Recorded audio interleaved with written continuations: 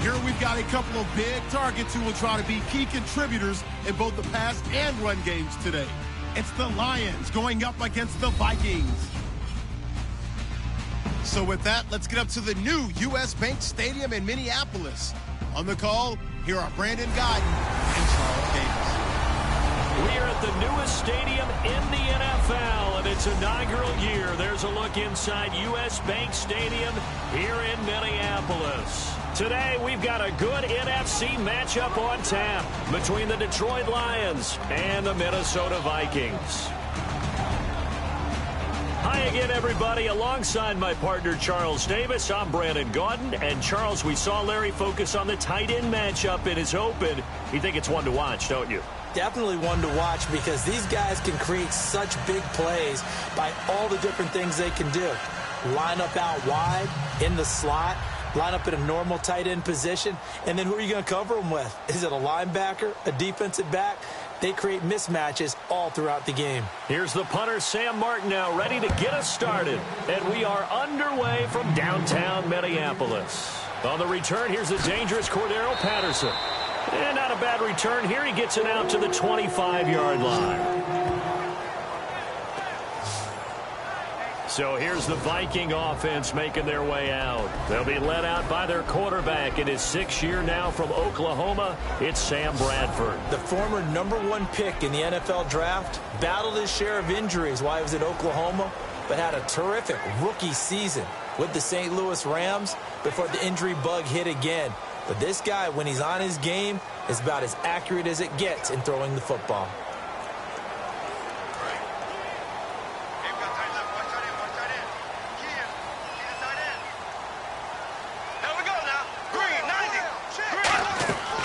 Now the Georgia Southern man, this is Jerick McKinnon. No gain on the play there, 2nd down. Time to feature the offensive starters and to give some love to the tight end, Kyle Rudolph. He's been to the Pro Bowl already, battled a few injuries, but he's back and better than ever. Has added a little yoga to his regimen in order to make him more nimble. That makes it that much harder for the defenders to catch him. So they're still at the original line of scrimmage here. 2nd down and 10.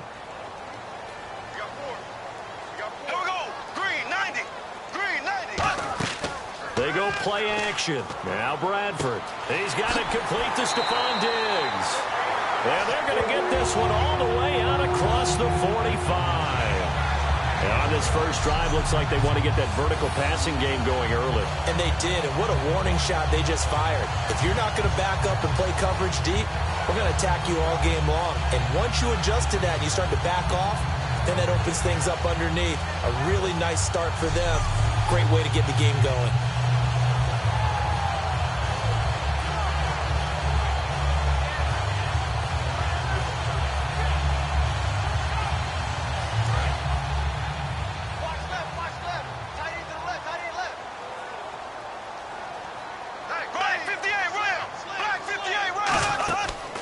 Play fake here on 1st down.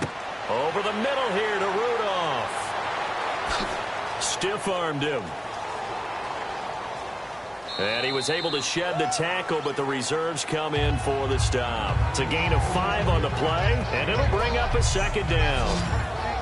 And the starting crew defensively for Detroit. DeAndre Levy is one of those linebackers who makes everyone around him better when he's on the field.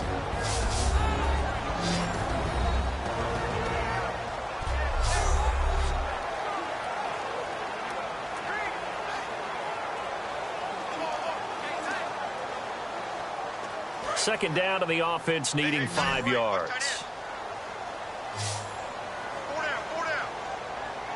Here we go now. Green, 90. Second down, Bradford. A dump down to McKinnon. And he'll get it down here to the 43.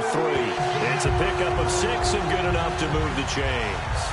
I like it, I like it, I like it. Get everyone involved in the passing game, and you know you can create those great mismatches throwing it to your guys out of the backfield. And on the first drive, that can also help establish some rhythm, right? I think so. It gets everyone involved. They feel like they're part of it. It really gets them amped up as they go forward. Everyone's got 4 down. Here we go now. Green, 39. Now McKinnon. And he stopped immediately there. No gain on the play. It'll be second down. Crashing in from the end there, not to disrupt the pass game, but to disrupt the run game. Yeah, I love the distinction, too, because the good defensive ends, they can do it all. Set the edge in the run game, make sure that no one can move it that way, and, of course, rush the passer. On that play, use the speed to get there in the run game. Blue 45! Blue 45! Off the play fake. Bradford. Deep drop. It's caught. Michael Pruitt.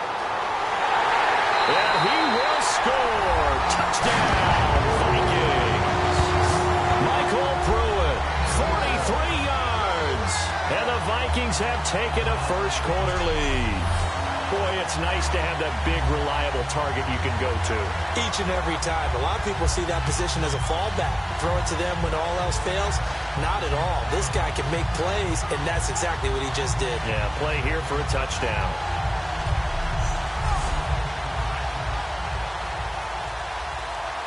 Blair Walsh on to attempt the extra point. He's got it, and the Vikings take a 7-0 lead.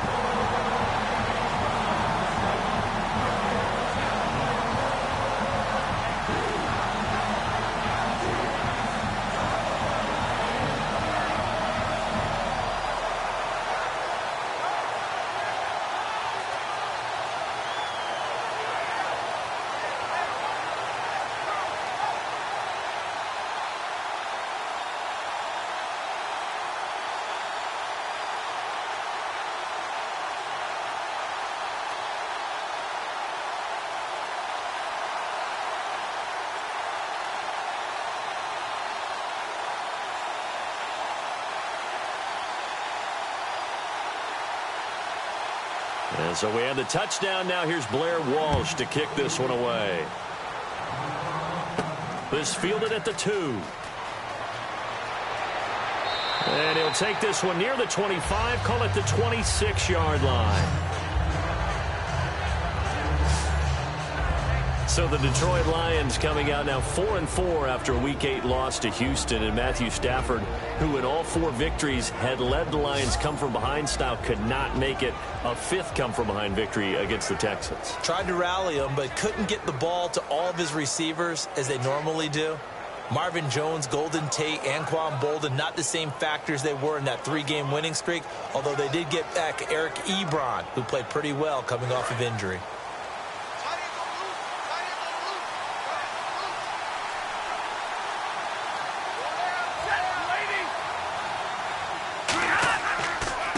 Here's Justin Forsett, his first carry. And not a whole lot doing there as he'll get it up to about the 28-yard line. Brian Robinson makes the stop.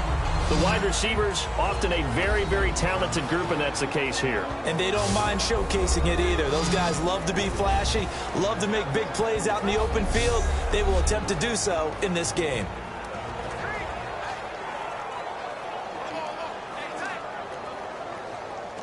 See if they stay on the ground for second down.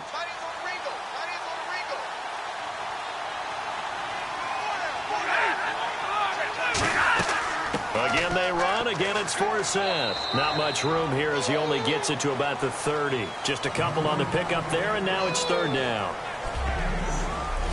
And a look at the Vikings defensive unit. Anthony Barr almost defies description at times. He's built like a defensive end, but he plays outside linebacker and does it quite well.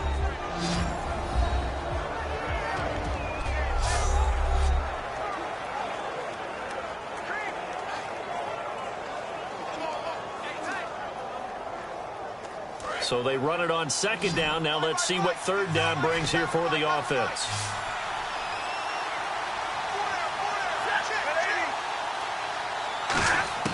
Throwing on third down, Stafford. And he connects with Ebron. A really good pickup of 28 yards.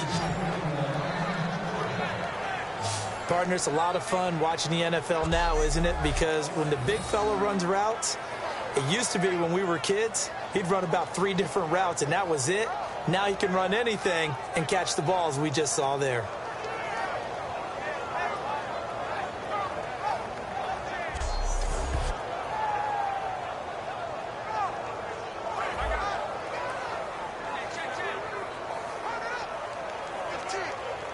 So after that big gain, let's see what else the offense has up its sleeve.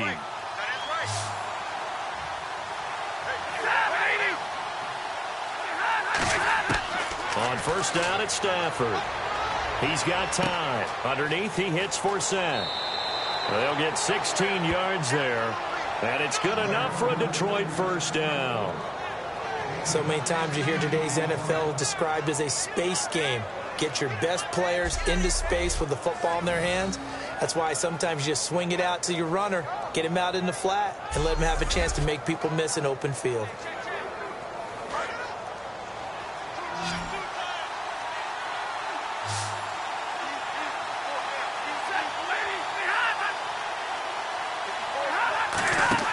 They go play action here on first down. Surveying the field. He's going to take a shot for the end zone. And they can't get the long connection as it falls incomplete.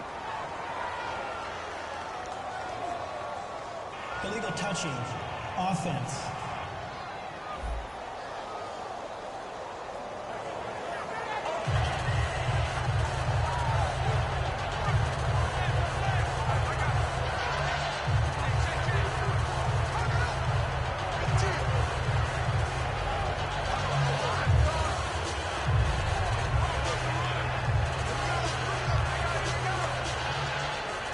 And on 2nd and 10 now.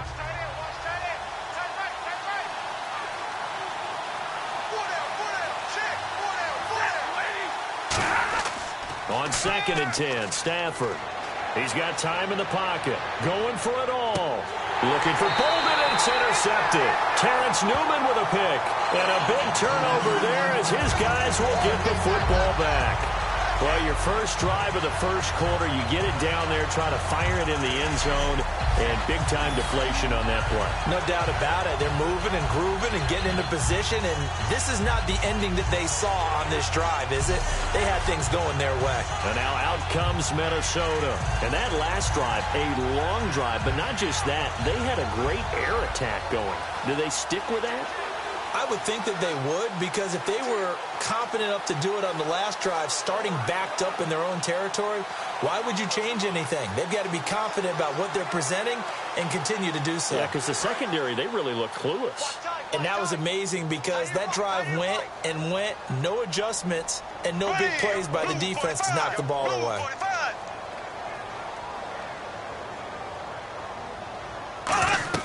Following the interception, Bradford. And the pressure gets to Bradford, and down he goes. It's the first-time Pro Bowler from a year ago, Ziggy Ansah, in there to sack him for a loss of 6. Well, they go play fake. The problem is nobody was faked out. And when no one's faked out, what's the end result? Quarterback gets hit.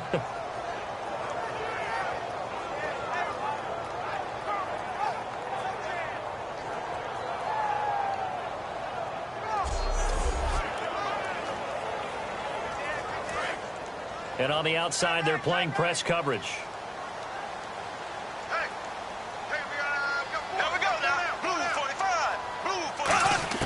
Now a second down throw for Bradford. And complete. Right side, the tight end Rudolph. It's a gain of 5. And they'll be facing a 3rd and 12. Got to give credit where it's due. Really nice defense on that play. The pitch and catch was successful, but not any run after it. 3rd down now following the completed pass.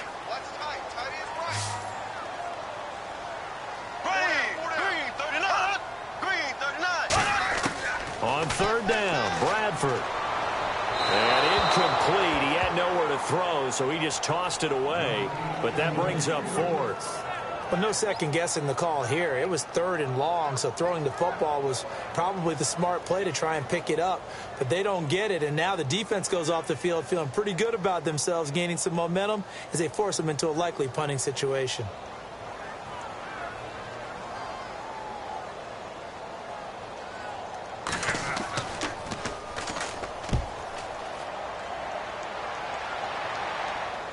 Fair catch signaled for and taken just shy of the 30-yard line. So a change of possession here on the punt, and the Lions will take over.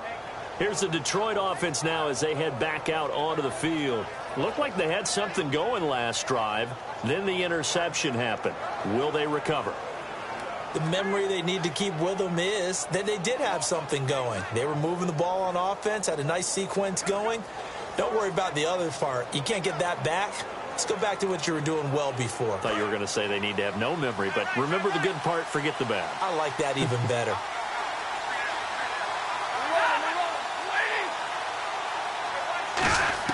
Trying to shake off the interception. He'll look to throw. It's complete to Golden Tate.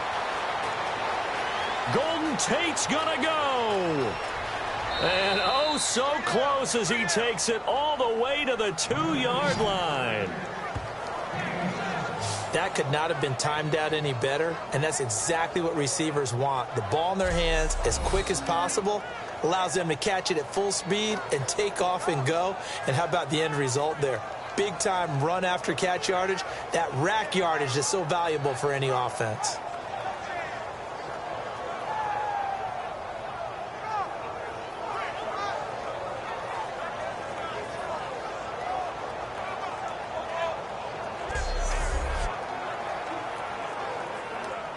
Red zone opportunity.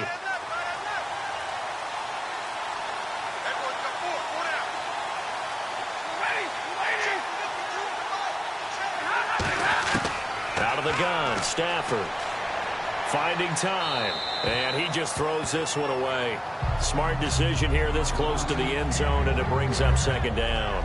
It's a tried and true formula, and I don't think it'll change for as long as we play football.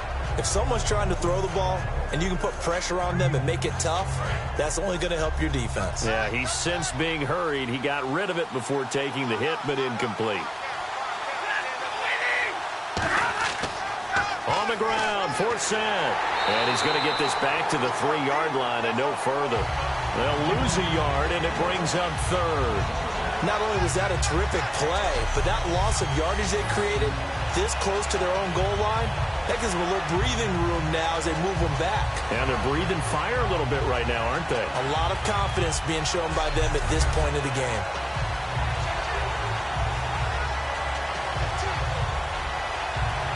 From back at the 3 now. This is third and goal.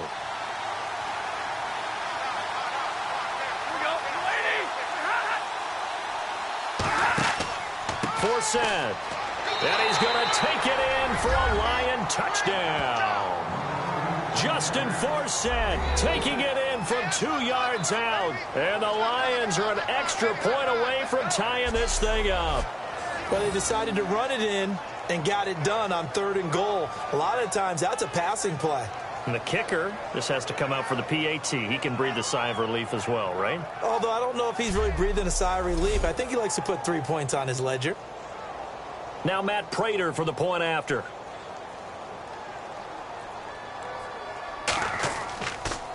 Oh, this is blocked.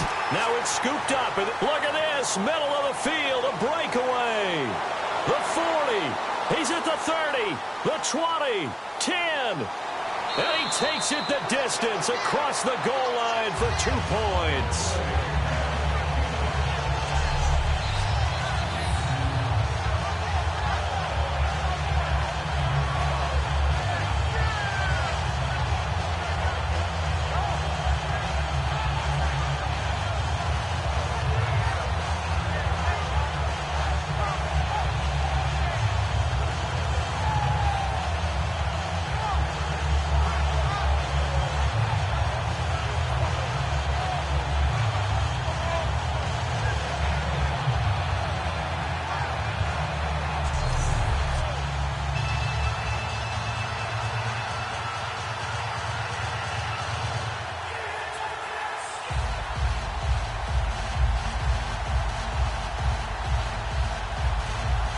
So after the touchdown, Martin now on to kick this one away.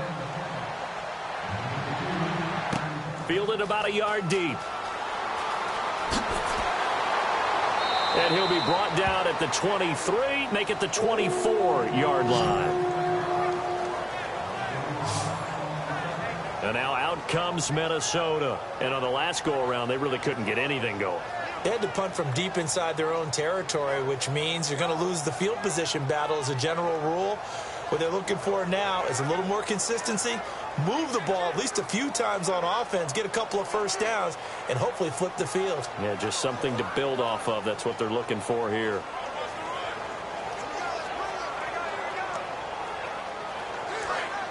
Looking to jam the receivers at the line here. Press coverage look defensively.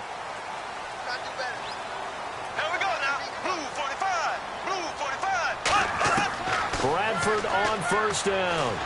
And the Lions pressure too strong. Down he goes. The safety blitz staged to perfection that time as they sack him for a loss of 6. Oh, free safety blitz, that can be a gamble, but it proves fruitful there. Yeah, you're exactly right about the gamble because oftentimes the free safety is the last line of defense against a long pass. And when he comes at the quarterback, he'd better get home and make the play. Otherwise, a big play could result for the offense.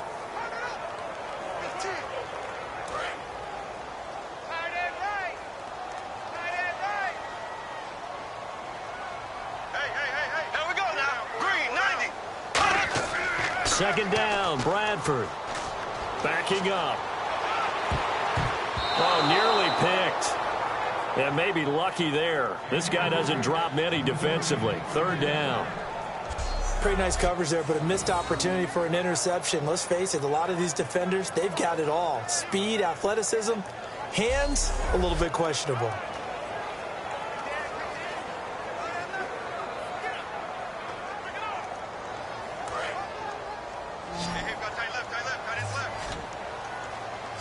And the Lions going with an extra DB here on third down.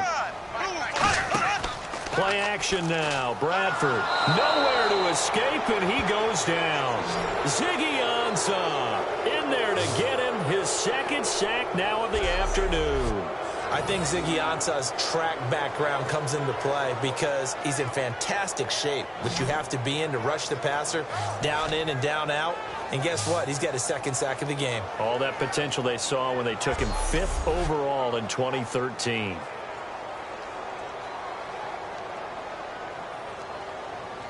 Here's Jeff Locke now as the drive goes backwards, so he's on to punt it away. He gets this one away, and boy, it's another boomer. On the return, it's Tate. A nice job on the return there, 16 yards. And the offense will take over with a new set of downs. So the Lions offense ready to go back out onto the field. And they're hoping to capture some of that magic they had last time out when they were able to put together a scoring drive. But they're still down here, Charles. Not the major concern, though, because of what you talked about. They scored the last time out. They feel good about themselves. They feel like their game plan is now in effect. They know how to attack and what plays they want to put together. But they've got to keep it moving in the right direction because, as you did note, they are down on the scoreboard.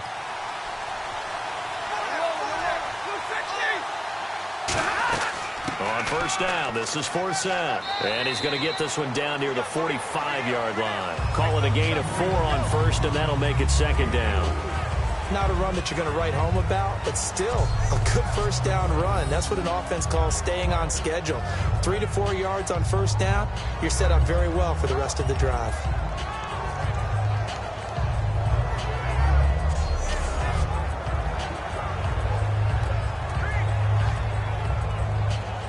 Second down following the run.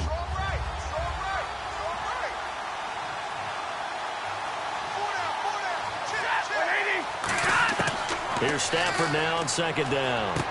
Completing it here to Marvin Jones. And the stop here will come at the 38-yard line. I know many people like to throw to the tight end, maybe in a little flexed out position because he creates mismatches with his size. But slot receivers do the same thing with their quickness, their speed, and their route running savvy.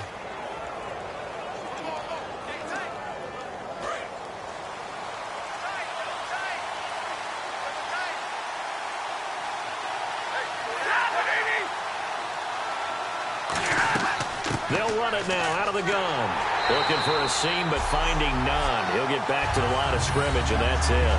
That's going to go as a loss of a yard, and it'll be second down. So the Lions go backwards there, and unfortunately that's something they saw a lot in 2015. They had the fewest rushing yards of any team in the NFL.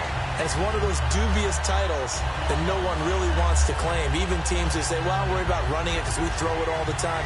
Being able to run it when you want to is a key to success in the NFL, and Detroit struggled doing that.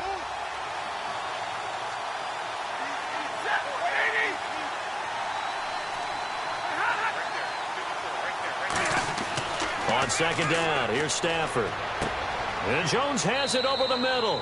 And he'll go down here at the 35-yard line. A gain of 4 on the play, and that's going to lead to a third down. He had time, was able to survey the field and find a soft spot in that zone coverage. And that's where it gets difficult for a defender, Brandon. You go to your spots on the field that you have to cover, and when the offense finds an area that you're not in, that's where they throw the football. Defense sinking pass. They've got the nickel set out on 3rd and 6. Throwing on 3rd down, Stafford.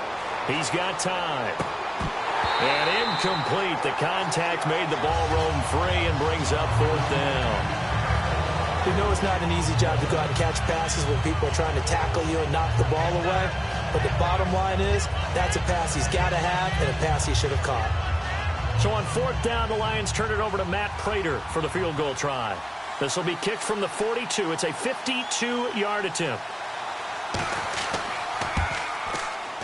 And did he have enough? He did. He kept it on line and managed to tuck it into the bottom right corner. And that will tie the score now at 9 apiece. A little bit of a lower trajectory there on the deep kick, and it worked. Had to do it because he had to drive it out low because of the length of the kick. Able to do that, got it above the defense and over the post.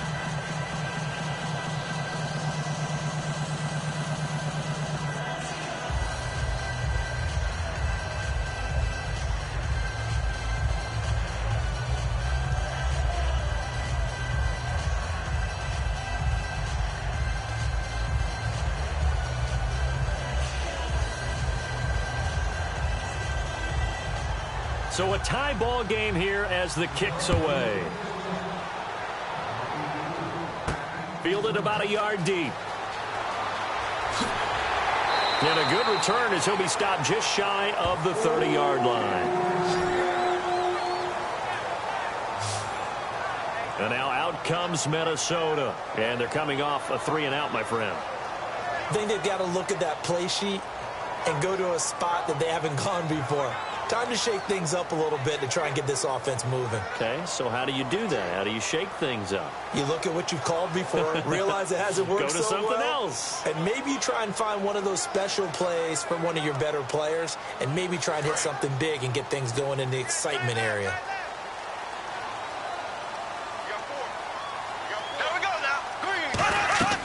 The drive starts with a handoff to McKinnon. Give him a couple on the carry there, 2nd and 8. That's a good play by the guys on the defensive side of the ball. Held him to a gain of 2. And that changes the playbook a little bit now for the guy calling plays. 2nd and 8. Now he's got to probably think about going to the air instead of maybe staying with the ground game. They run once more with McKinnon. Trying to run inside, but nothing there. Officially no gain on the play, and they're left with a 3rd and 8.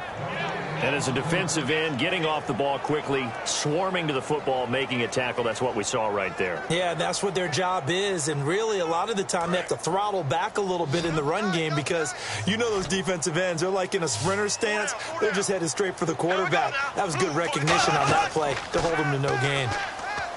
Bradford now.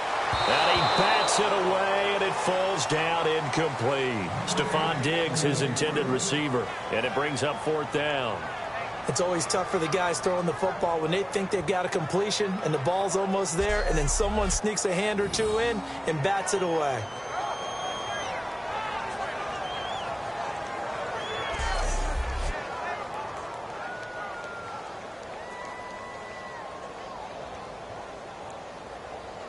Here's Jeff Locke now as he's on to punt for Minnesota.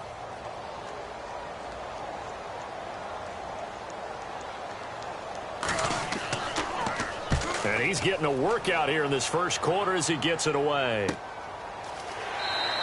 It's a 46-yard punt, 2 on the return. And out will come the offense as they take over. And Detroit getting set to go now. And fortunate to get points on the board last time. They had to hit a really long field goal to do so. The kickers in today's game are so good and so skilled and hit from distances that we almost start to take them for granted. And we can't do that. That's a long field goal that they got 3 points out of. They've got to feel good about that, and they better make sure they love him up because he's helped them out. Yeah, now we'll see if that offense can put 6 on the board here. We'll see.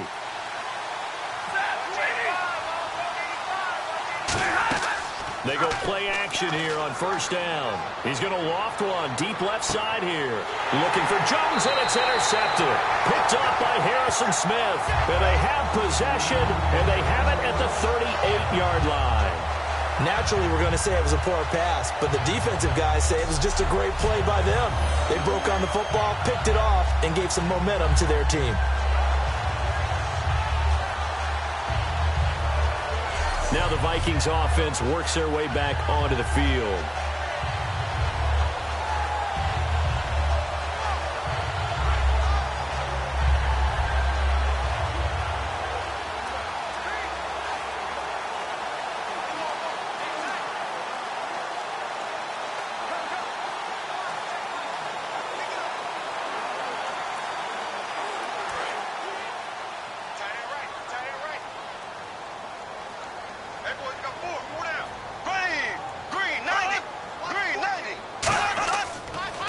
First play of the drive goes to McKinnon. And he gets this one to midfield before he's brought down. 12 yards on the pickup, and it'll be a Minnesota first down. How many times do we say in this game that speed kills, and it does it in so many different ways? In this case, you got a back who's quick and shifty, can make moves, make people miss, but also gets to and through a hole before it can close down. That's some of the benefits of that speed, not just outrunning people in the secondary, and that led to a really nice gain. Ready! Blue 45! Blue 45! Bradford now from the 50, surveying the field. Still back there. And Rudolph has it left side. And he'll take it down shy of the 45 at the 46. Call it a gain of 3, and it'll be second down.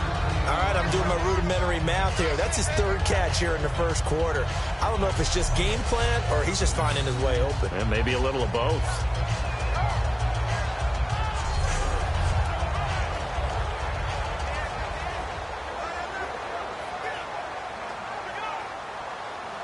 Clock runs, less than a minute to go, and an entertaining first quarter of play. Here we go now. Green 39. Now a second down throw for Bradford. He's got time in the pocket. And seeing nowhere to throw, he chucks this one away from harm. Incomplete. Now it's 3rd down.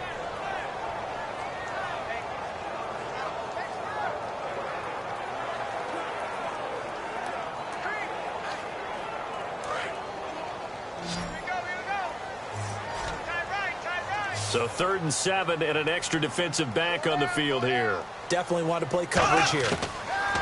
On 3rd down, Bradford. And he's able to find Diggs. And he gets it to the 34, good enough for the first. That was a nicely run slant route, and what the receiver's trying to do is make the defender think he's going upfield for a deeper route, and then breaks it off, usually after about 3 to 4 steps, and cuts towards the middle of the field. And now what he's trying to do is use his body to keep the defender away from the football and give the quarterback a really nice target.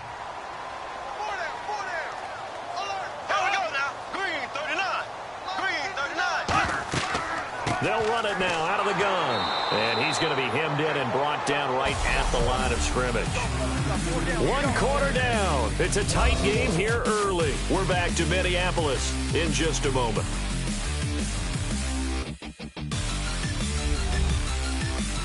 The NFL on EA Sports is brought to you by Head & Shoulders. Shoulders were made for greatness, not dandruff. Back now with Charles Davis. I'm Brandon Gaudin. Second quarter begins with the Vikings holding the football, but they face a 2nd and long to start things out.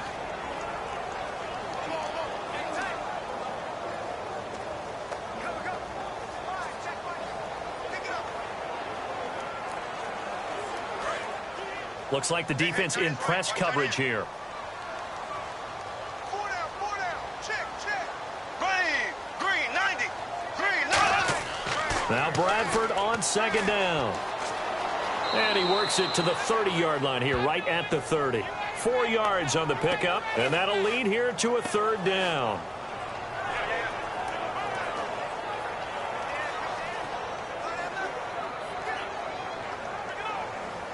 They need to get this to the 24 on third down.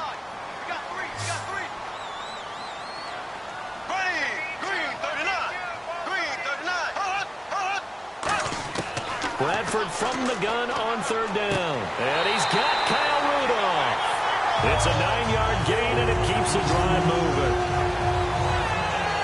And there's another completion to the tight end. And let's face it, it is hard to overthrow a 6'6" target. It is indeed.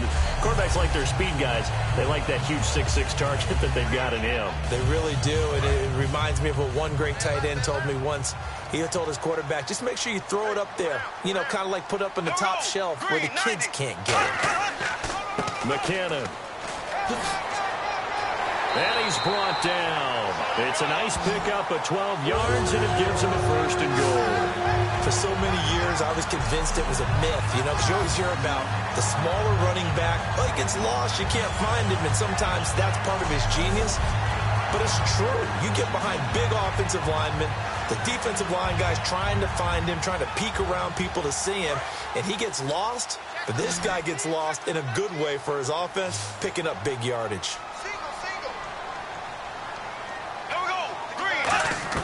First down, Bradford. His throw incomplete. He was looking for his tight end there, Kyle Rudolph. That'll bring up second down.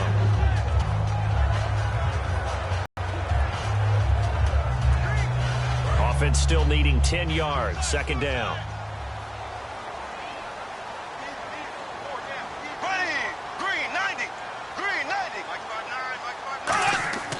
First carry of the game here for Matt Asiata.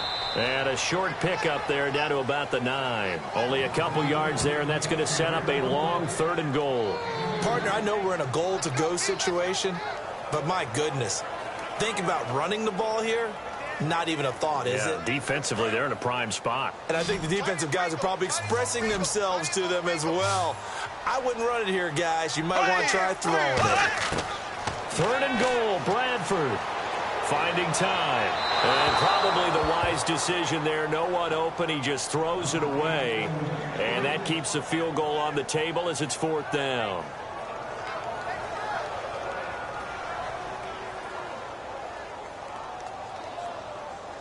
Now Blair Walsh for the Viking field goal. From the left hash. Should be a fairly easy one here.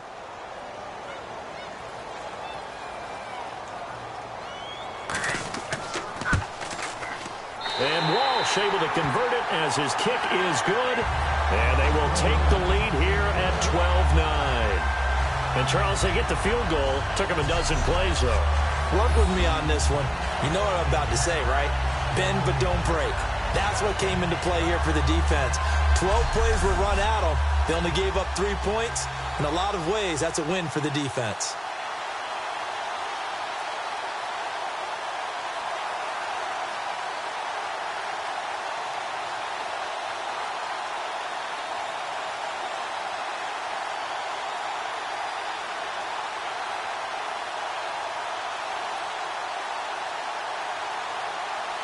Now after the made field goal, Walsh back out to kick it away. This is taken at the 3. And he'll take this across the 25. Couple extra yards up to the 27-yard line. And Detroit getting set to go now. And last time wasn't pretty. One play and an interception. We'll see if they can do better. I want to see if they want to go ahead and throw the ball again now on this drive after what happened on the last one. Throw it on the first play. Give the quarterback some confidence. See what happens.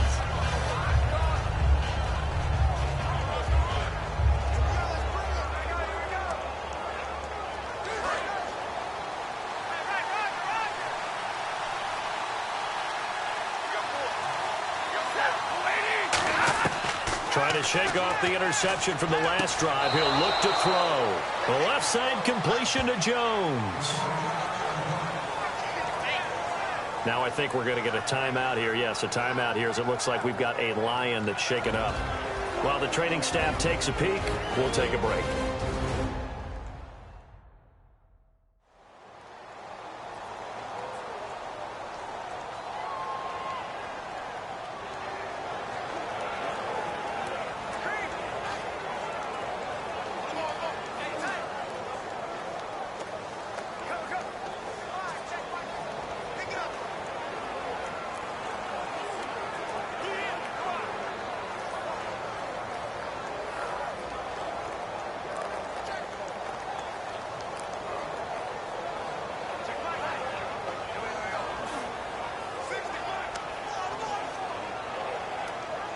First down and 10 now for the offensive group.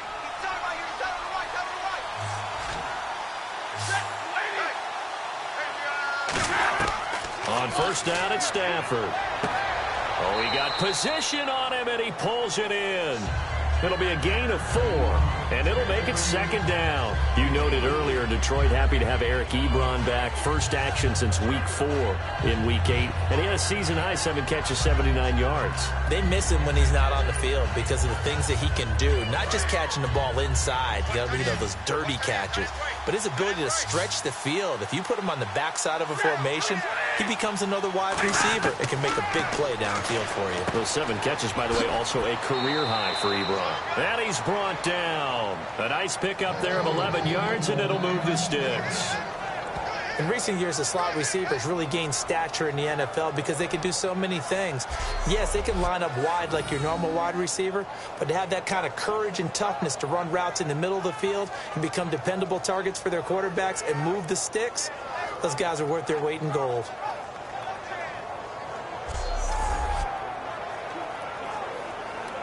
Fresh set of downs here.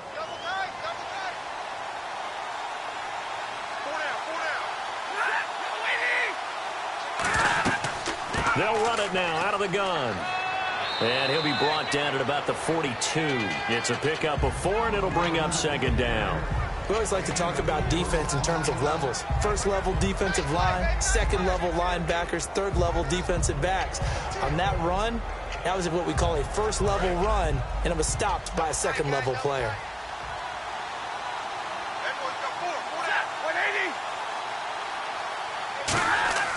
To throw on second down is Stafford. He finds the tight end Harbor, complete. And he'll go down here at the 35-yard line. It's a 7-yard gain there, and it's good enough to move the chains. Obviously, this has not been a banner game throwing the football. So what you got to do, you got to kind of down focus, don't you think? Find the tight end, take some easier completions. The interception last drive there. He hits the reliable target. They come out 5 wide, 3 of them to the right side. On first and 10, Stafford over the middle, complete to Tate.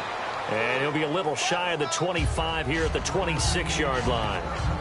One thing I can say pretty safely, that route is not called if you don't have a guy who can throw the ball and put some mustard on it. Because if you're going to lollipop it in the middle of the field, bad things usually happen. It takes a strong-arm guy who can rifle it in there, and they were able to successfully complete that one.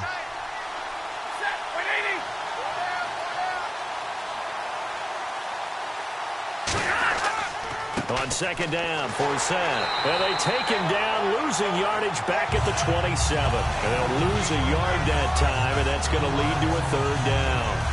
And the offense there, the O-line, everybody really on offense, they were just manhandled at the point of attack. Yeah, you could pretty much call them all out, couldn't you? Almost by name, right? That was a very tough sequence for the offensive line. But how about that defensive front?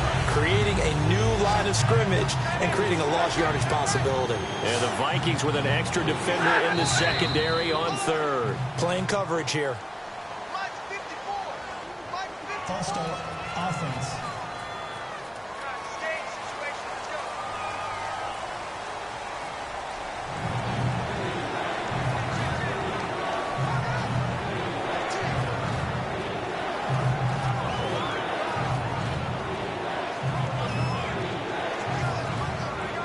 Here's play number 7 on the drive. This is 3rd and 7.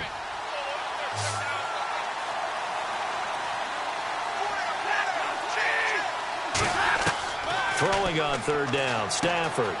It's a short one here, complete to the tight end. And they get 10 yards there and convert on third. The coaches always harp on the quarterback reading the defense and getting it to the open man. That's good recognition there. And how about what he did after the catch? Yeah, hit your tight end, let him get some rack. Yeah, when he gets moving, not many guys want to come over and put a hit on him, do they? So the offense has it 1st and 10.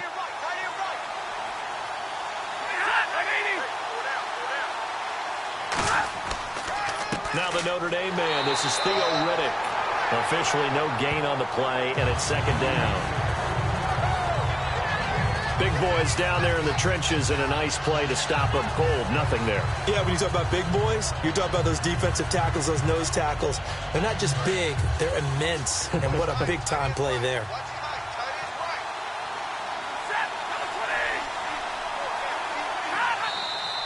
Now whistles and a flag down. Looked like one of the Lions linemen might have moved. False start, offense.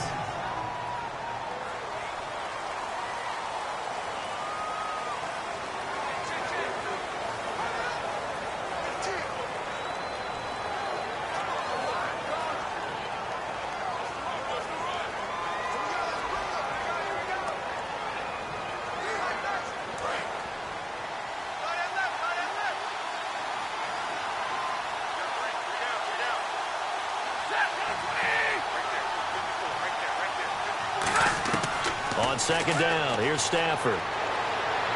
To the right side to Eric Ebron. And he gets it inside the 10 to the 9.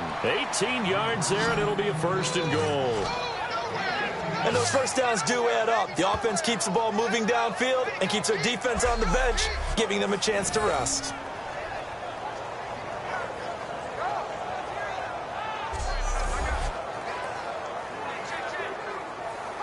And the offense readies for play number 10 of this series.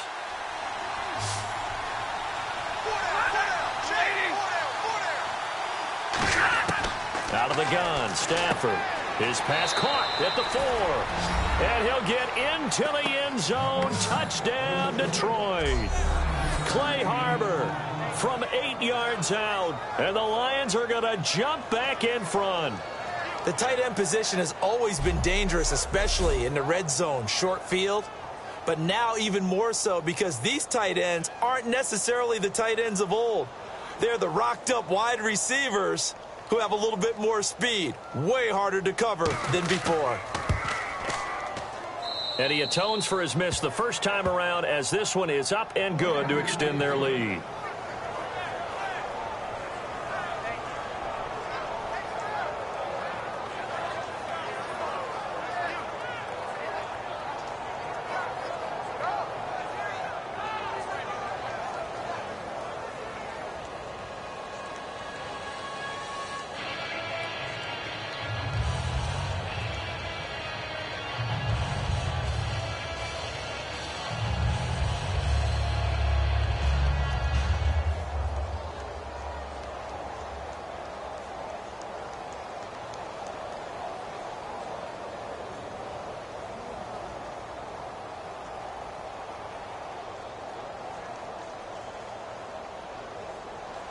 Here's Martin now following the score as he'll send this one away.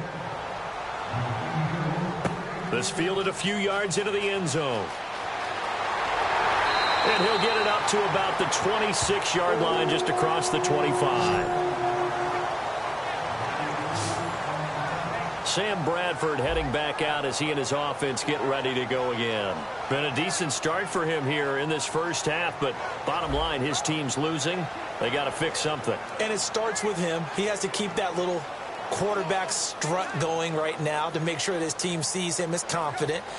Continue to try and up his game, but just let him know, hey, if I'm around, if I'm the one calling signals and throwing the football, just follow me, we'll get there. Sometimes that will do more to elevate a team than anything else. See if he has that confidence.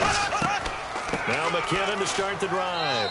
And he'll fight forward to about the 27-yard line. Just a yard on the first down carry, so it's 2nd and 9. Tough day, tough sledding right there, and it's been that way the entire game. Not a whole lot of room to ramble for him. Yeah, you're right. It's been that way all afternoon. Didn't get a whole lot better there. Watch left. He's right there. Here we go now. Blue 45. Blue 45. Here again is McKinnon. And able to stay on his feet past the 30 to about the 33-yard line. Give him 6 yards on the carry. It's going to be 3rd and 3 now. And once again, leverage wins. The offensive line, lower than the defensive front. They moved them and found some good space for the guy carrying the ball.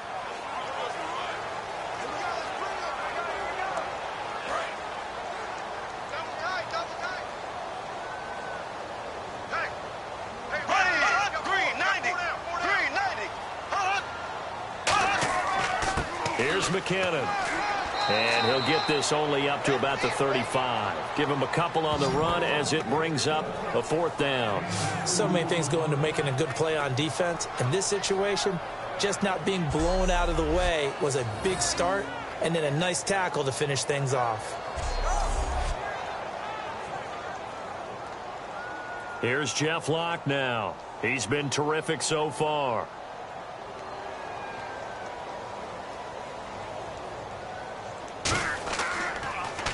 His first punt, 48 yards. This one looks equally as good. And did they keep it in? They did. They kept it in. It's down close to the goal line at the 1-yard line.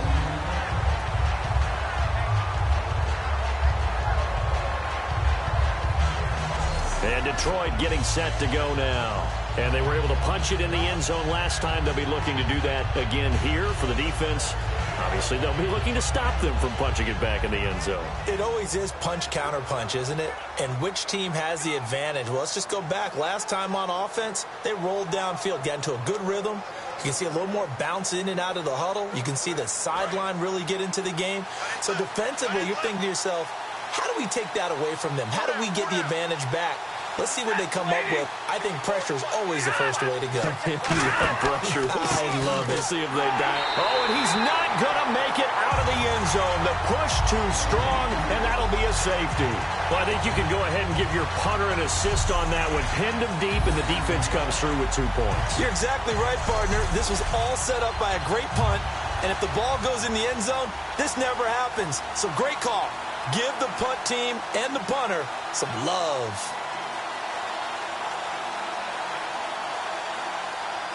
Now the free kick comes after the safety from the 20 as they bring the punter on to try and get some hang time here. Here's Sherrills.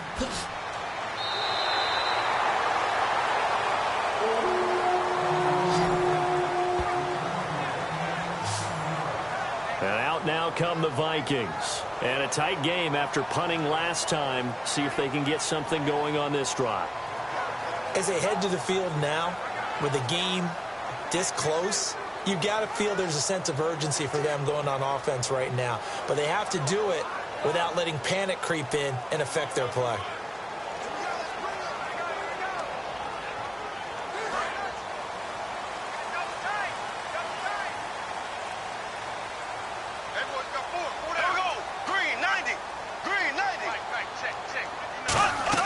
First down, Bradford.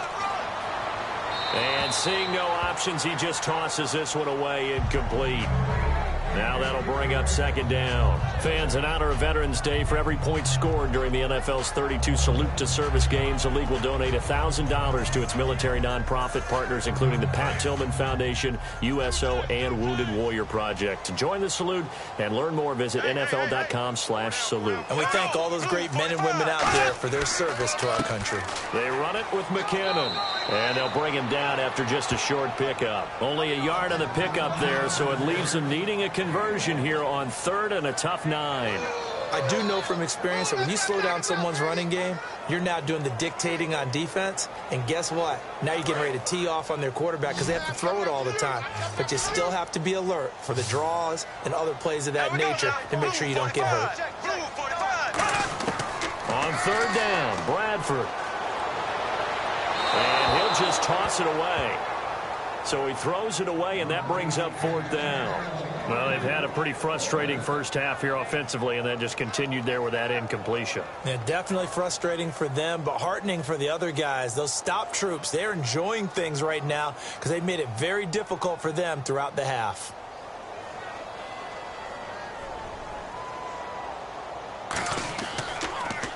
And he deserves a bronze leg as he gets this one away. Now it's Tate. 6-yard return after a punt of 48. And the offense will come back onto the field for the 1st and 10.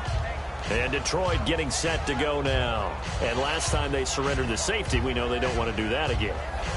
That is just one of those oddities in scoring that we get. And it's just so strange to see that go up on the board. And then you got to make sure that that doesn't happen to your team again. They've got to take care of the ball. But, boy, it juices up the defense. Oh, without a doubt. That's a great way to score some points.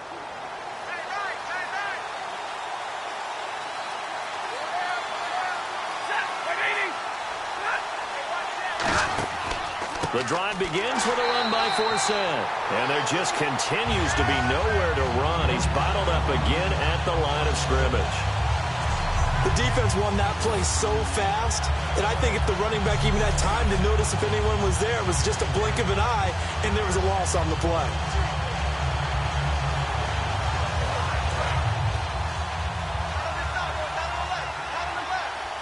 It's a 5-receiver set. 3 to the left, 2 to the right. Here's Stafford now on 2nd down. He's going to flip that out to the flat. It's complete. They'll lose a yard, and it brings up 3rd. If you're a selfish player and you're throwing the ball, you're cool with the completion. Maybe not so cool with the yardage loss, though. Huh? Yeah, you went backwards on the yardage. Hey, it kind of works like a sack for the defense there. Yeah, it's a really big play for them, right? Able to figure it out, sniff it out, and finish it off. So now at 3rd and 12 with an extra defender here in the secondary, a nickel look. Now a play fake and it's Stafford. And Tate's got it. And he's brought down after a good gain. A big 3rd down conversion with a gain of 28. Well, the advantage has certainly shifted to the defense as we began that 3rd down play, and they found a way to foil it and pick up a 1st down. 3rd time's a charm, right? 2 incompletions. Had to have it on 3rd, and they got it. Yeah, they stuck with it, weren't daunted at all, and picked it up. So after that big play, let's see if they can catch their defense maybe on their heels.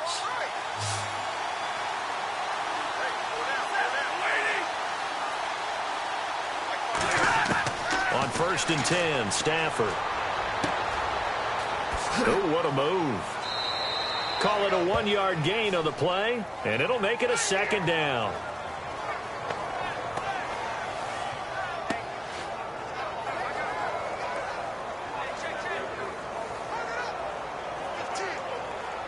So they complete the pass, and now they face a 2nd down.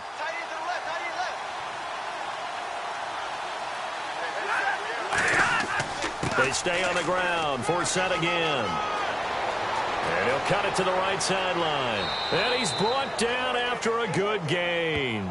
A big pickup there on the run. 37 yards. I'm still an old-school football guy, and anytime you see a big-time running play, that fires me up. And if I'm on offense right now, in the position they're in now, inside the 10-yard line, I think after the way they've run it, they've set themselves up for a good play-action pass opportunity right here.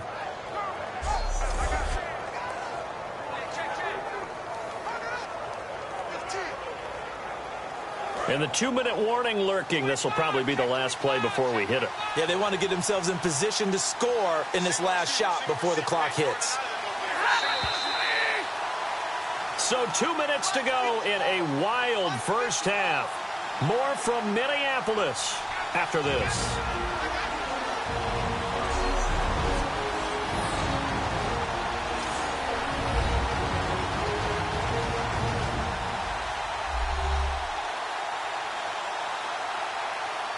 A reminder coming up here at halftime. We'll ship you off to Orlando. Larry Ridley will have first half highlights and analysis. LR, plenty to show in this one. Going to be a busy man at intermission.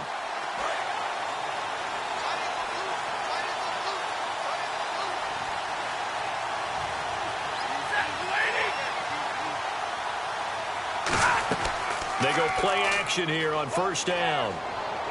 That is caught at the 7-yard line. And he takes this one in for a Lions touchdown. Eric Ebron, a 9-yard touchdown grab. And the Lions are able to grow their lead. The big fella was the recipient there for that touchdown pass, and it seems like more and more the tight end is the guy you have to worry about most in the passing game.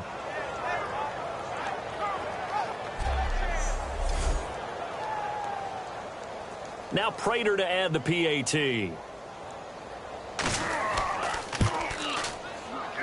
He missed one earlier, remember, but this time he gets it to go.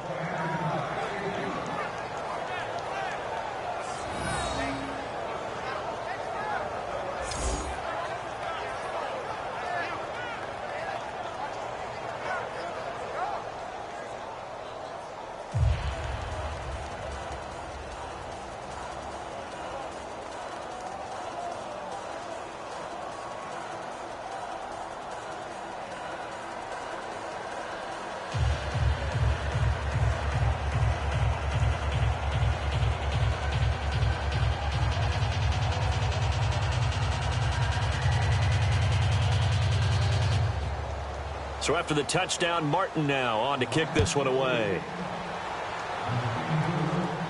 To return, here comes Marcus Sherrills. And not a bad return here. He gets it out to the 25-yard line. And the Vikings now heading on to the field. And with this deficit, you can't have too many more drives like the last drive where you had to punt it away. You know what I would tell my offense right here? The punter doesn't exist, guys. He doesn't even exist. He's not a team anymore. I just cut him, all right? So you've got to go out and create some offense for us here and give us some points. No way does that guy get on the field on this drive. Poor punter. Yeah, it wasn't his fault. But, hey, listen, there's got to be casualties at times. We're trying to win a game.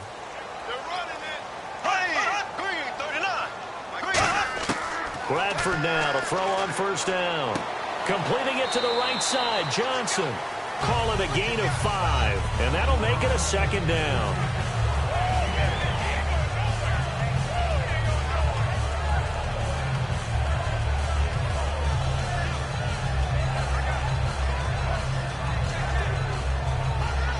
Second down now after the pass completion.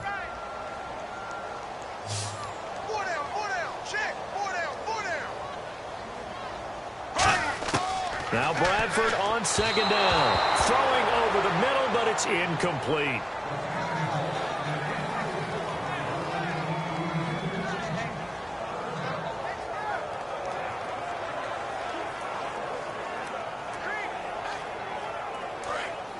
And on the outside, they're playing press coverage. 3rd and 5, so they bring in an extra defensive back. An expecting pass. Bradford now. He's got time. And this is going to be incomplete. He was trying to get it to Jerick McKinnon there. And it's 4th down. And there's a good opportunity to just want to ride there. A drop pass. I guess that's why they call them running backs and not catching backs.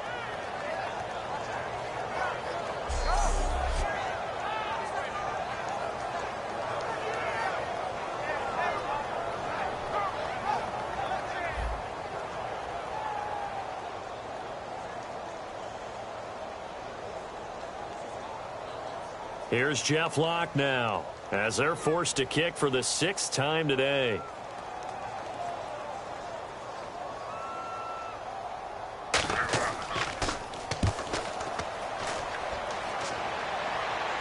And a fair catch signaled for and taken just outside the 20-yard line. So possession goes over here on the punt. And possession will switch hands, 1st and 10. So here come the Lions now.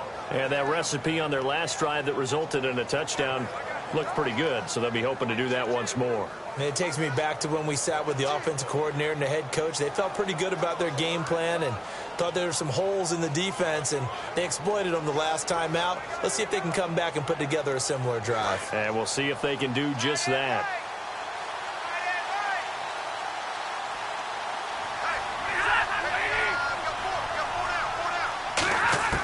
On first down, Stafford here. And a reception made over the middle. This is Bolden. It's a 4-yard pickup, and that'll make this a 2nd down.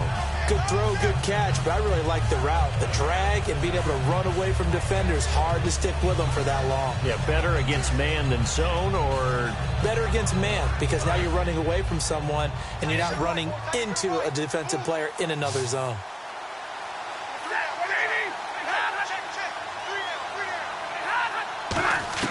Here's Stafford now on second down. Oh, he dropped it.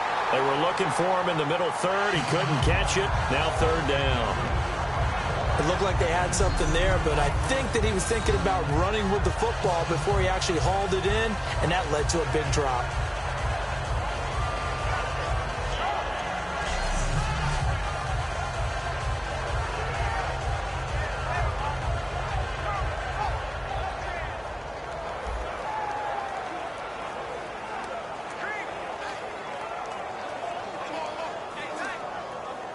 Offense faces a third and medium with 6 yards left.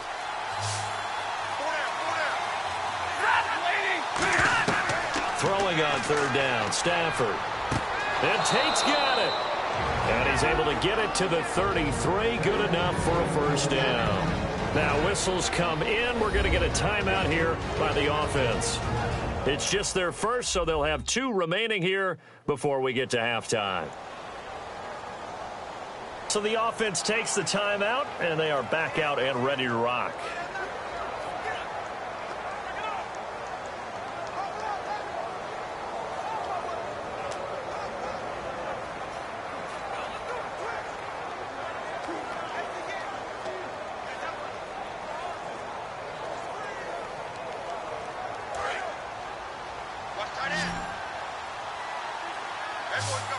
They'll come out in the pistol.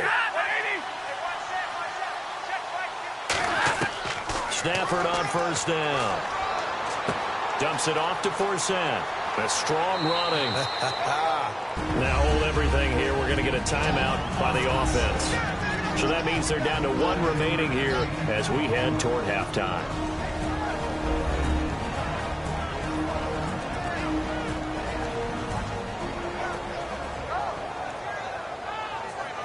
And we're back. The offense had a chance to talk things over. We'll see what they come up with here on this next play.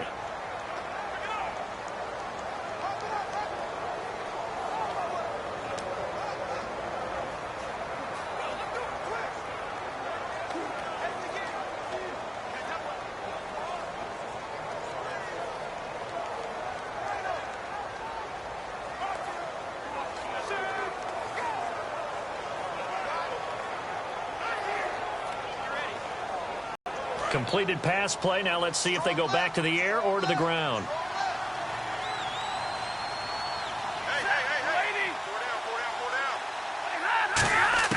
Throwing again is Stafford. Finds Roberts left side. And he'll get it out to midfield. Looks like, yeah, they'll spot it right at midfield at the 50. And a good quarterback facing zone coverage. If he has just a little bit of time to survey the scene, that's what's going to happen. No doubt about it. If there's no pressure, he's going to continue to pick them apart because he'll have all that time to find someone open downfield. You can only cover for so long. So maybe they want to go to a zone blitz scheme, get a little bit more pressure. Remember when Carolina did that against Denver? They lost the game ultimately. They dropped the defensive end out, and he ended up with an interception in that game in Super Bowl 50. Maybe some sort of scheme like that to try and get more pressure at the passer. From the 50, it's Stafford. Underneath, he hits Forsett. And he'll be brought down at the 48-yard line. Now whistles come in. We're going to get a timeout here by the offense. And with halftime on the horizon, they'll be out of timeouts from here forward. So the offense took the timeout. Looks like they're ready to go as we get set to resume the action.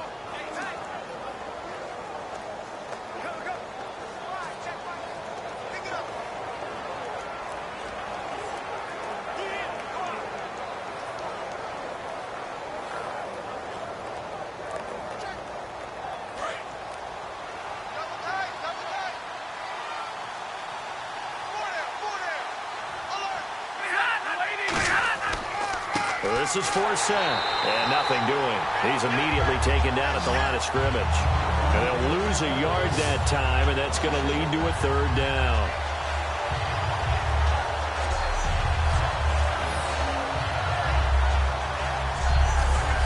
So we come upon halftime with 9 points separating these two teams.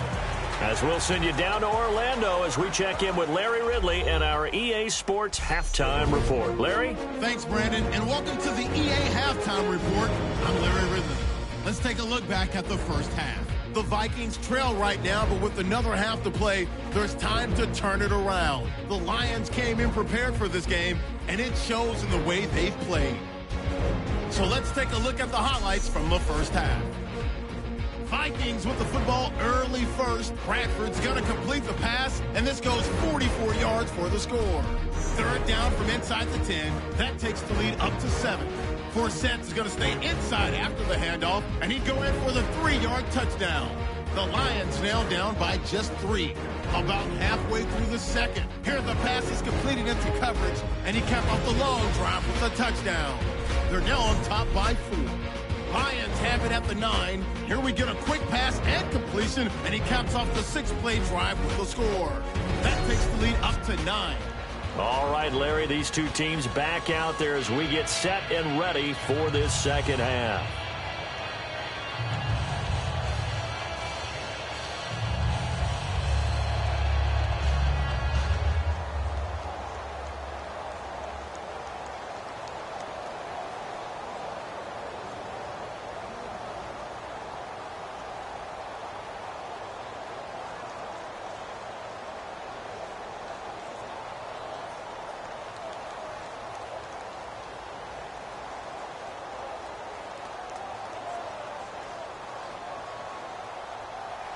Here's Walsh now to kick this one off. This fielded at the 2. And a pretty good return here. He'll be stopped just shy of the 25 at the 24-yard line. The Lions offense now with a football first here to begin quarter number 3. They have the lead. Now they'll be looking for some separation here as we begin the third quarter. I like the way you termed that because now I think they go a little bit deeper into their playbook. They like what they did in the first half. That worked okay. But in order to get the separation that you just talked about, change things up a little bit. Change your tendencies. Try and hit them a little bit more with some things they didn't see in the first half. We'll see if they do just that.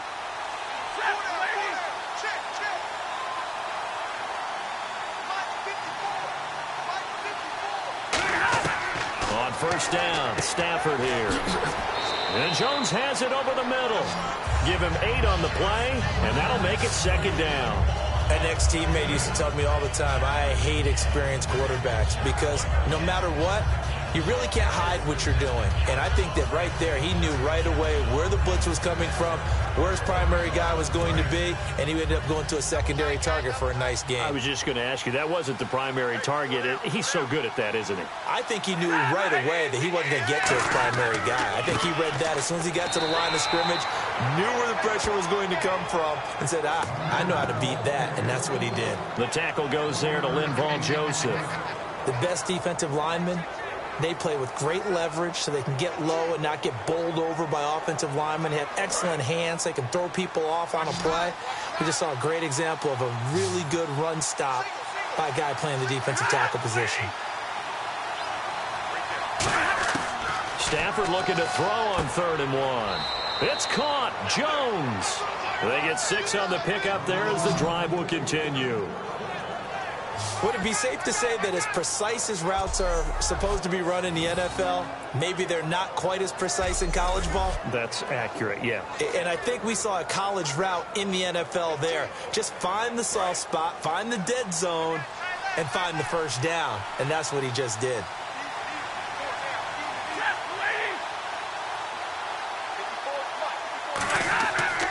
A give. This is Forsett. And he takes this up right near the 45-yard line. 5 yards on the carry. Good pickup on first down. Well, that's exactly what you want on a first down run. Pick up 5 yards, bring up 2nd and 5. The defensive line, though, they've got to figure out a way to out-leverage the guys up front because the offensive line is winning at the point of attack. So we've got a 2nd and 5.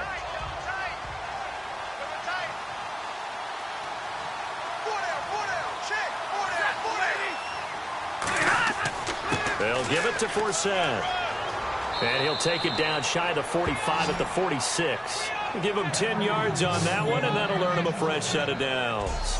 Well, that's the desired outcome coming out here in the second half of being able to run the football and establish a little bit of pace and maybe even a bit of dominance at the line of scrimmage. And they want that to continue. Way too early to think about this being ball control time. But the way they're running it, you got to think they may want to continue that and see if they can go ahead and grind their opponents into submission. On 1st and 10, Stafford. He hits Riddick underneath. And he's brought down. That one goes for 13 yards, and it moves the sticks. It only took Stafford 90 games to hit 25,000 yards in his career, fastest ever, and he adds to that yardage total there. I'm not sure anyone in the league has a more confident arm than Matthew Stafford does. He can wait until they're actually open before delivering as opposed to anticipating them being open because of the strength of his arm, and he doesn't mind showing it off. So here we go, 1st and 10 now.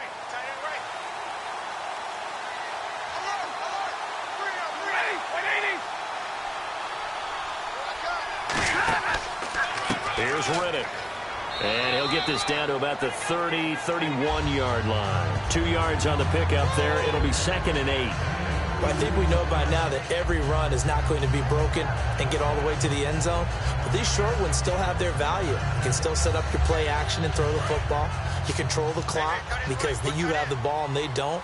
And often the physicality sets the tempo for the game. Here's Stafford now on 2nd down. And a reception made over the middle. This is Bolden. It's a 10-yard pickup, and it moves the chains. And with that last play, he's now up over that 300-yard mark. And in today's NFL, it almost feels routine. And I hate that when you talk about a 300-yard passing game. To me, 300 yards still signifies excellence, and he's achieved that in this performance. And the 8th play on this drive coming up.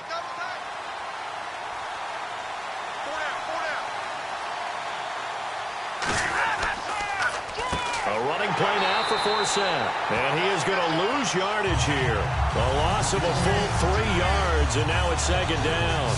I think a lot of people are a little bit surprised there that they ran the draw after that successful pass play previously. But the thought process had to be, maybe we can catch him rushing the passer and hit something big with the running play.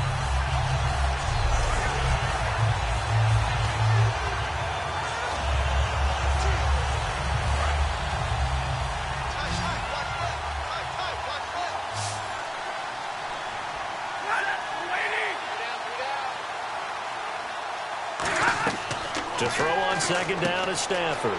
Ebron with it over the middle. And they've got it inside the 10 at the 8. That one goes for 16 yards. It sets them up 1st and goal.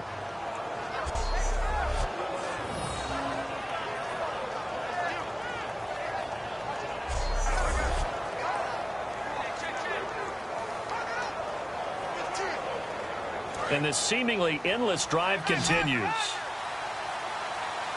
Again, we'll see the pistol here. Out of the gun, Stafford. And he's got his man. It's caught for a Lion touchdown. Clay Harbor, a beast in the red zone with his 2nd touchdown of the game. And the Lions add on to their lead. In order to lead in a game, you're going to get plenty of contributors, but that's his 2nd touchdown catch of this game. He's one of the key guys in this one. And you better believe he'll be looking for the hat trick here as this one continues to go. And they will line up now for the 2-point try. Hey. 4 down. Stafford's going to try and throw for it. And this one incomplete. So they went for the 2. They don't get it. So the defense gets the stop. I know it's situation to situation, but who has more pressure there, offense or defense, when they go for 2? I truly believe it's the defense has more pressure because the offense has an entire playbook wide open from the 2-yard line. You can run it, you can throw it. So defensively, I think most teams are going to be aggressive and force the issue and try and bring pressure.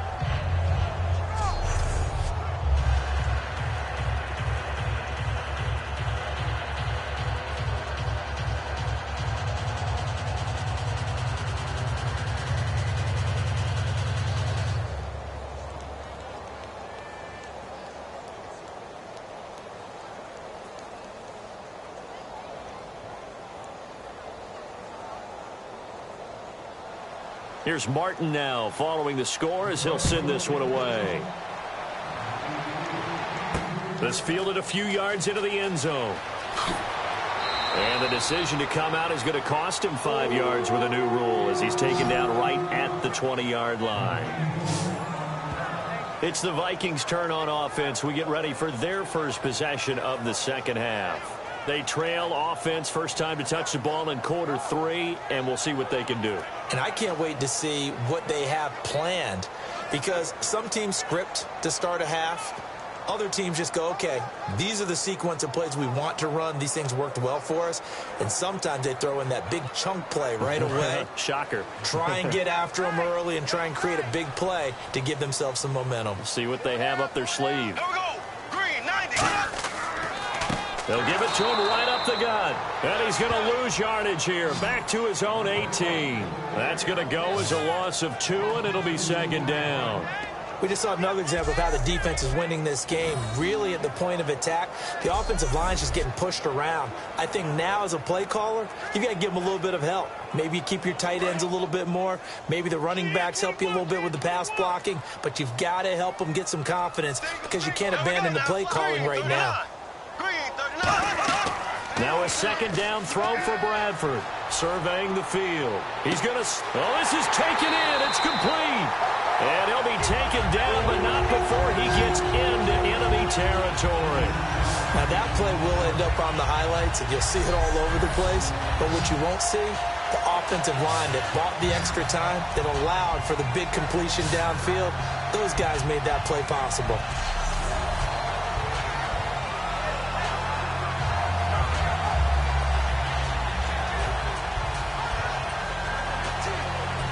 And now a first down following that long gain.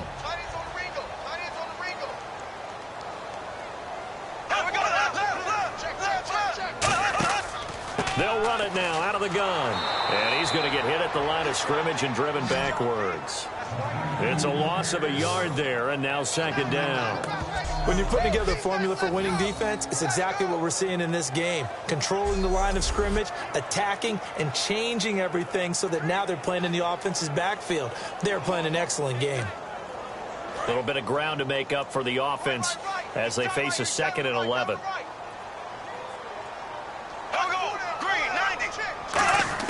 Bradford now from the 50. He's got time in the pocket.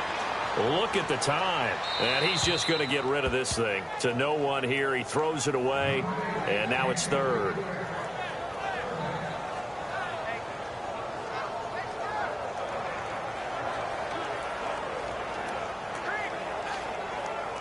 And the offense looks to pick up the first here on 3rd after that incompletion.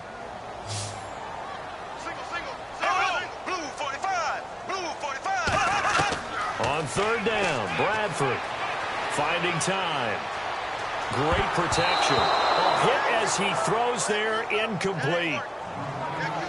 Putting pressure on the guy throwing the football is always good, but when you can couple that with contact on him that leads to an incompletion, as we just saw there, that's winning football.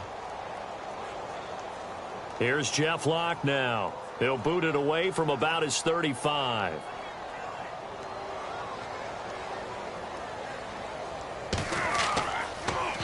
And he gets it away, a directional kick going toward the sideline. The Lions offense, they get ready to head back onto the field. And they'll just simply be looking to build off the confidence of the last time out where they scored a touchdown. And confidence is powerful, isn't it? When you've scored once, you feel like you can go back out there and get it done again. Doesn't matter what the defense throws at them. They feel like they're in a groove right now, and they want to get out there and show it. Yeah, hoping to stay in that groove here this go-around. Looking to jam the receivers at the line here. Press coverage look defensively.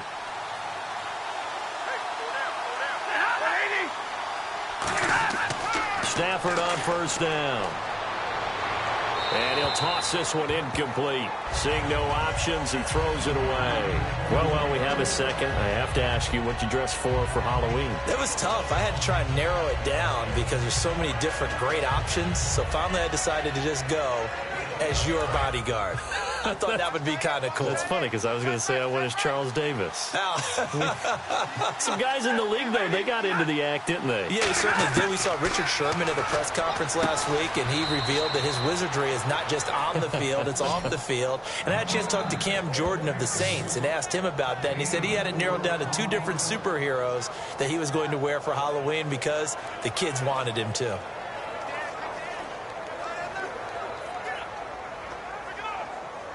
So completion on second down, that brings up third.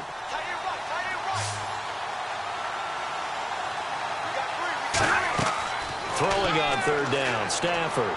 He's got time. Oh, the ball comes out on the hit, but they'll say it's incomplete. He was trying to find Marvin Jones that time, and it's fourth down. Well, the numbers have been good in the passing game, and certainly a big reason why they have the lead. But now here, third quarter, maybe go to the run game a little more? Yeah, perhaps. I mean, after that incompletion, a little credit to the defense for shutting them down on that play. Maybe you try and run the football a little bit more in this spot, but they have to feel good about how they've been throwing it overall. Here's Sam Martin now. And the way this offense has moved the ball, he hasn't been needed till here in the third.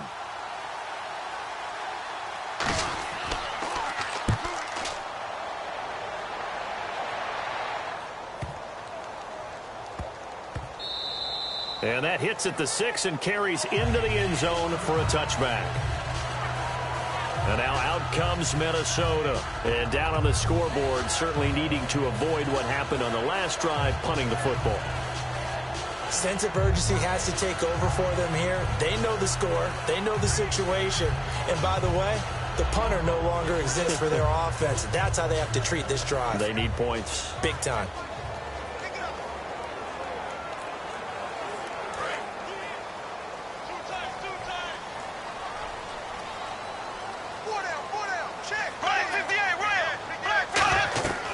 They'll run it now out of the gun. And he'll go down right at the 30-yard line. It'll be a pickup of 10 yards. And it'll be second and very short. Really tough drive, but that run helped salvage something there because now there's something positive that came out of it. They got to see good blocking, good push by the offensive line, wide receivers trying to get involved, a good run by the back. And now maybe it'll be a catalyst for them to look at going forward, watching it on tape. Maybe they can keep incorporating that type of a run into their offense. And they'll go on the ground. And he'll get it up near the 35, right at the 34 here. It's a gain of 4 there, and it gives him a new set of downs. Second and inches is oftentimes an invitation for an offense coordinator to take a big shot downfield because he feels like he can come back on third down and pick up the first down. But sometimes you just don't want to break tendency. Stay with what you are, stay with who you know, and go get the first down. That's exactly what they did.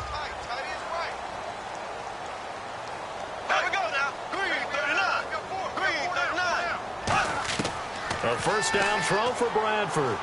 Surveying the field. And he just gets rid of it. Throws it away.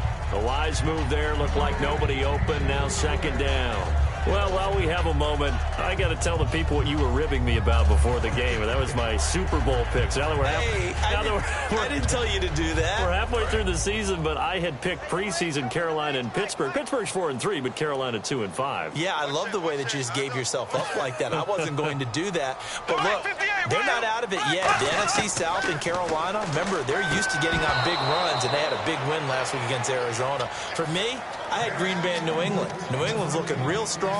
Green Bay struggling with injuries. And Minnesota, they're the team to beat in the NFC North right now. I really picked New England and Dallas. It just came out wrong. I gotcha. Offense trying to avoid stalling out, facing a 3rd and 10.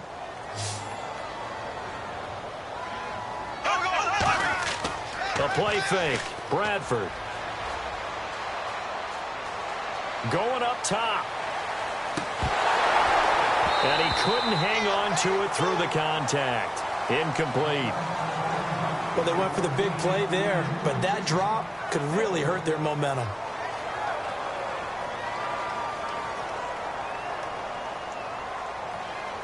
Here's Jeff Locke now as he's on to punt for Minnesota.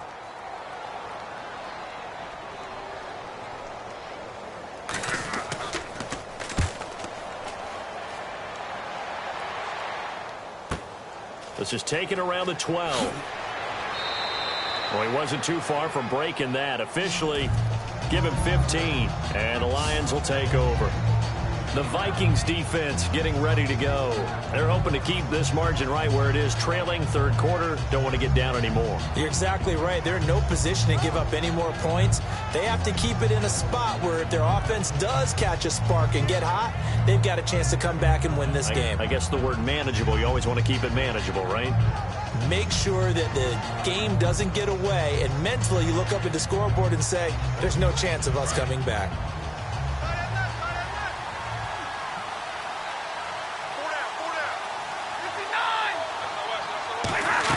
They start on the ground with 4th down. And he'll take this up near the 35, maybe the 34.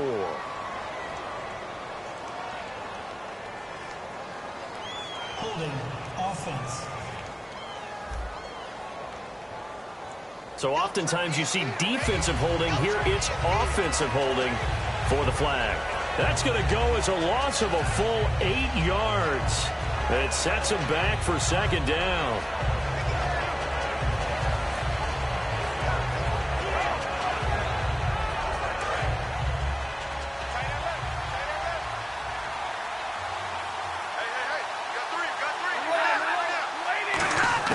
From the gun, here's Stafford. Shrugs the tackle. Nice. And it pops free. The collision there jarred the ball loose and brings up 2nd down. All right, Charles, we've already hit the midway point of the season, so give me your report card so far. Well, let's just go ahead and start with New England being New England, right, at 7-1. And teams that are up that maybe we didn't quite expect, Dallas. Oakland, we heard, might be a contender, but 6-2, that's a pretty good record. And Atlanta leading the NFC South. Teams on the flip side, Carolina and Arizona, we thought they'd both be much better at this stage. Give him 10 yards on the pickup, and they're going to face a 3rd down. It seemed like the situation was 2nd and a mile to go for a 1st down, which screams what? Throw the football. You got to pass in order to try and pick up that kind of yardage. But in this case, they ran a tendency breaker because the tendency is for defenses to be out there and be set up for a pass. So you break tendency and actually run the football. That changes everything because if you're able to find a crease, you often have bigger guys working against smaller guys downfield. They picked up excellent yardage there to bring up a 3rd down. Oh, incomplete. Nearly the pick they needed. They would have loved one there, but at least it does get them to 4th down. He's got to be kicking himself right there. His team's already picked off 2 passes. That would have been the 3rd in the game. And, boy, they've really played well attacking the football.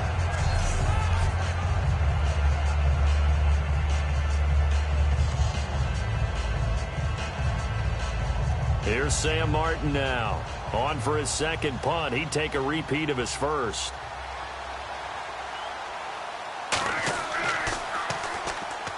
Vikings turn up the heat and they block it. This is a live ball taken inside the 15. So much for pinning him really deep. Short punt could have pinned him inside the 10. Now great field position the other way. It's never good when you're punting the ball and your eyes see the ball go back behind you. No. However form, whether it's over your head or to the side, never good. Now it becomes a race to get to the football so they don't pick it up and take it all the way.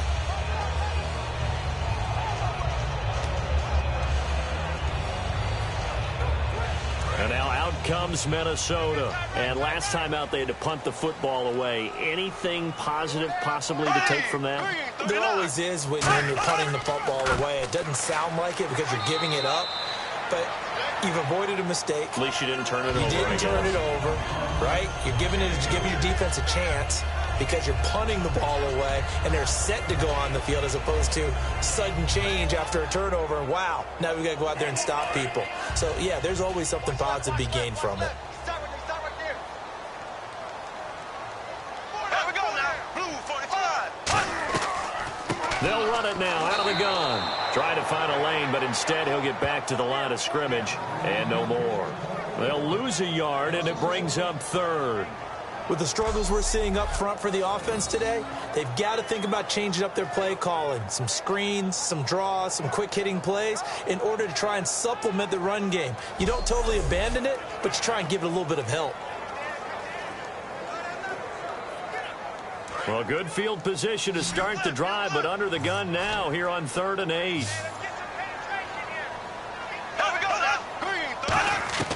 Bradford from the gun on third down. Looking for someone to throw to. And that is incomplete. He was looking for Adam Thielen there. And now it's fourth down. The defensive coordinator came into this game with a plan to get to the quarterback with whatever type of pressure is necessary. It's working to perfection for him today. Now Blair Walsh for the Viking field goal.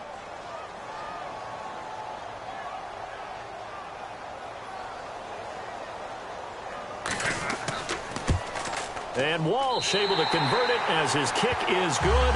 And they're hanging around here as the lead's down to 12. So the drive stalls out, but they are able to put 3 points on the board. Yeah, just a yard or two shorter than an extra point. So no problems converting there.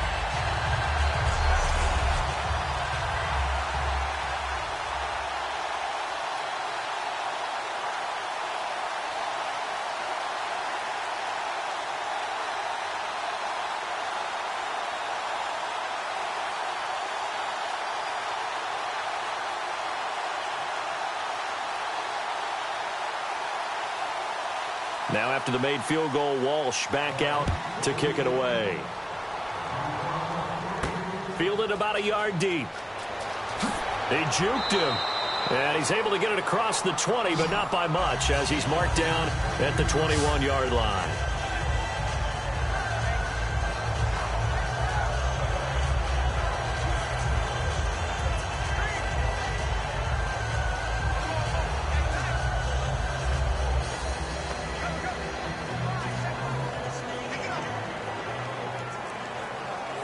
And Detroit getting set to go now. They're out in front. Last time they had to punt it away. We'll see if they can add to their lead now.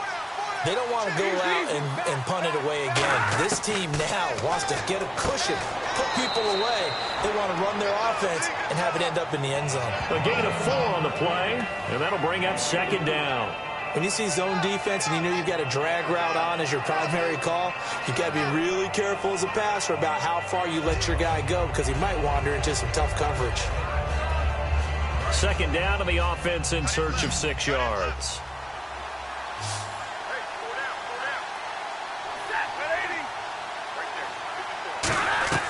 Now a play fake it at Stafford. Ebron caught left side. And this one will go to the 28-yard line. It'll be a 3-yard gain, and they're going to have a third down. Well, the strategy was evident there. Get it to your tight end and make it a one-on-one play with a cornerback. Who's usually going to win that one? The tight end, but not there. Not in this situation. How about the corner defeating that logic and making a really nice tackle? So here we go, a third down after the second down pass completion.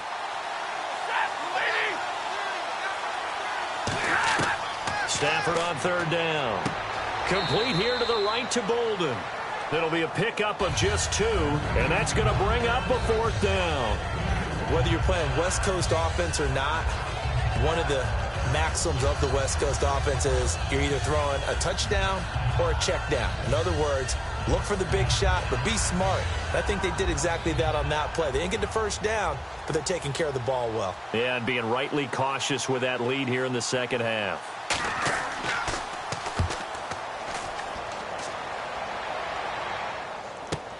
Sherrills to return it. Oh, look at the juke. That'll be put in the books as a 53-yard punt. And it'll be Viking football here as they take possession. Sam Bradford heading back out as he and his offense get ready to go again. And the passing game, I mean, look at the numbers. It's fallen off. When a team is struggling, sometimes you look at the quarterback. When the quarterback starts to struggle, who goes over and picks him up? Yeah, that's always a big one, isn't it? Usually, there's a quarterback whisperer somewhere. And what I mean by that is, whether it's an assistant coach, whether it's one of his best friends on the team, someone that can get in his ear, get with him and say, all right, my man, what do you need? What's going on here? So there's one person he can lean on. He's going to have to lean on that guy right now. The rookie Ashawn Robinson on the tackle. Some of the most unselfish players on any football team, defensive tackles, because we ask them to just eat up blocks and allow other people to make tackles. But when he can make a play himself, as we just saw there, that's a big day. Here we go. Green 39. Green 39. They'll run it now out of the gun. And he'll be taken down right around the 27. Call it a gain of 5 there on the run, but they'll remain a yard or two short here with third down coming up.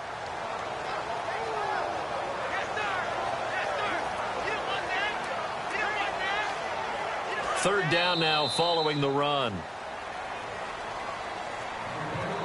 So they'll get a little extra time to come up with his third down play as we've played 3 quarters. We'll return with more after this. You're watching the NFL on EA Sports. And we return, welcoming you back to Minneapolis. It's the Vikings in possession of the football, but they need some points. They're trailing here to start the fourth.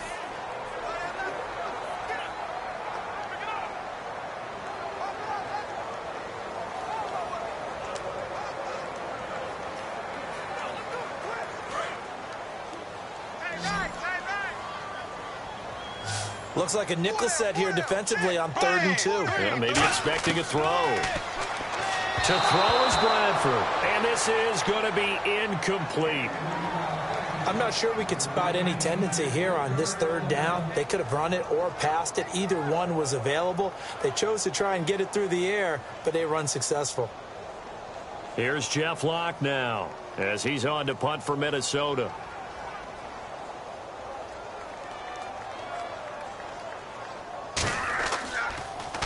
He's averaging just under 50 yards a punt as he gets this away.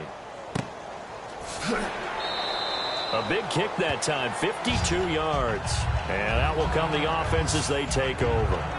And Detroit getting set to go now. They've got the lead. Last time had to punt it, though. What's the key to this drive? I think it's leverage. The big guys up front. You know the motivational speech on the sideline is, guys, give us an opportunity. Protect the passer, create space for our runners, and let's go ahead and get these guys. Low man wins. Let's go do it on this drive. We'll watch that leverage on this drive.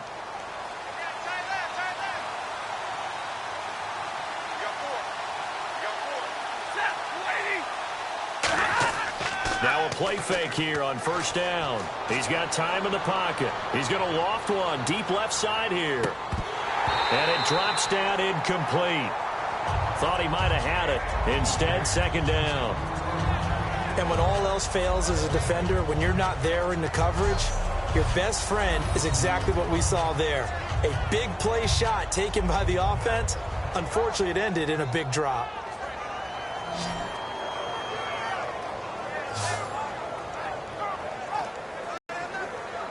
Offense looking to avoid a 3rd and long. It's 2nd and 10.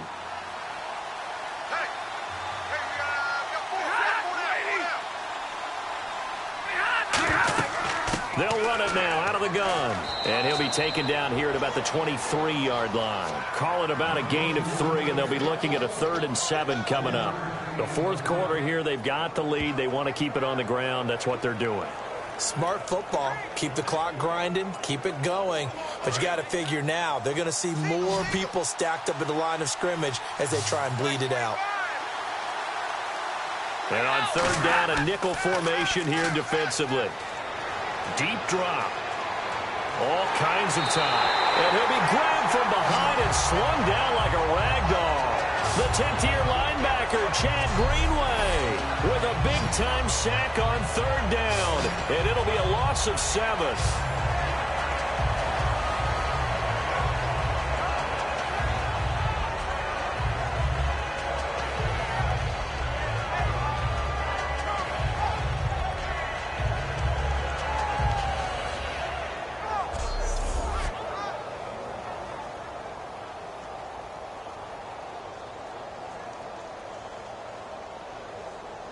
Here's Sam Martin now. Remember, though, he did have one blocked earlier.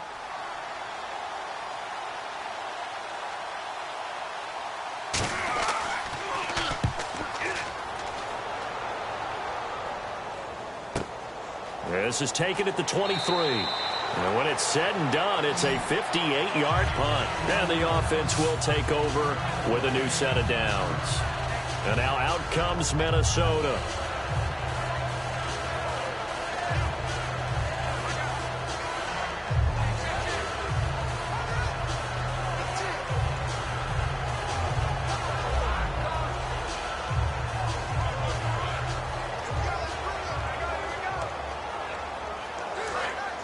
Looks like the defense in press coverage here.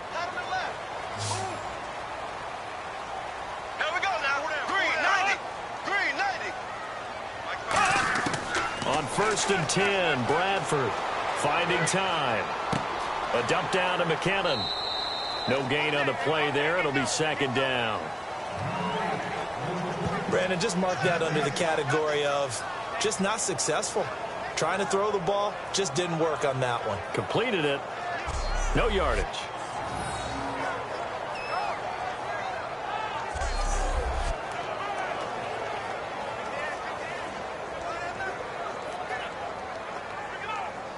So 2nd and 10 here. Hey, we got tight left. Watch tight end. Watch tight end.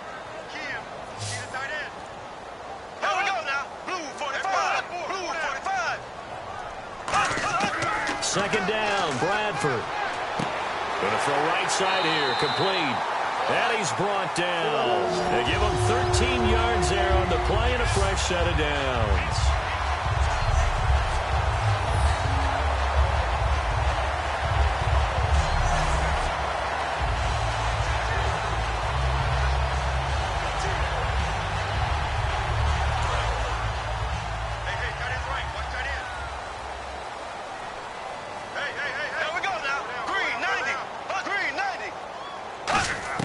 First down, Bradford.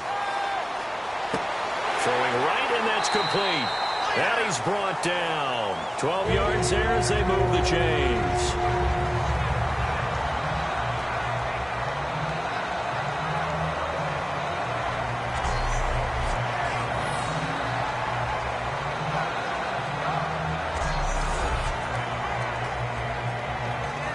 Offense comes to the line now, 1st and 10.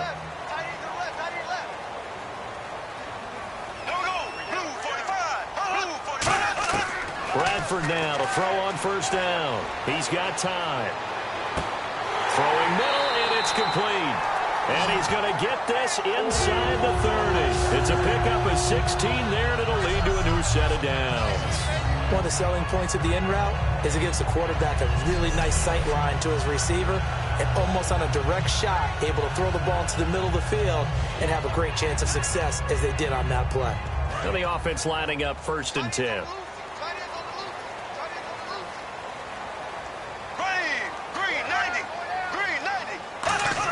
A 1st down throw for Bradford. Surveying the field. Completing it to the right side, Johnson. And he'll be a couple yards shy of the red zone here at the 22-yard line. He decided to run a hitch route. It really helped to have a guy who can turn it loose. And, boy, he rifled one in there on that one. Not much run after catch, but it worked really well.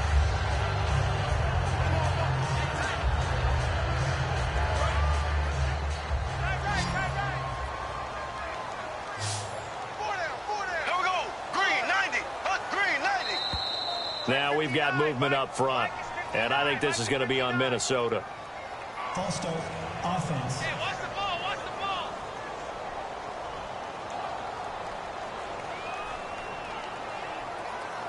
Hey, check.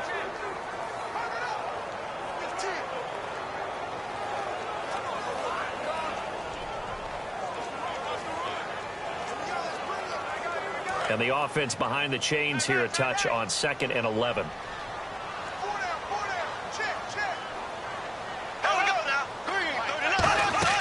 On play action, Bradford.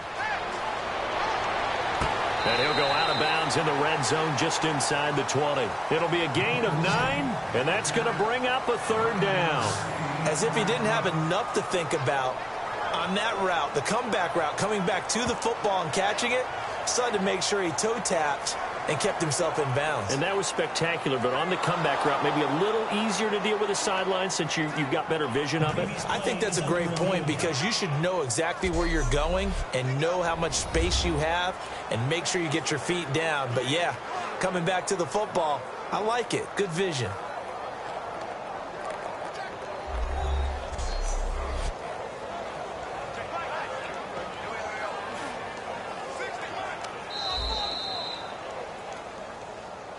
After review of the play, the ruling on the field stands.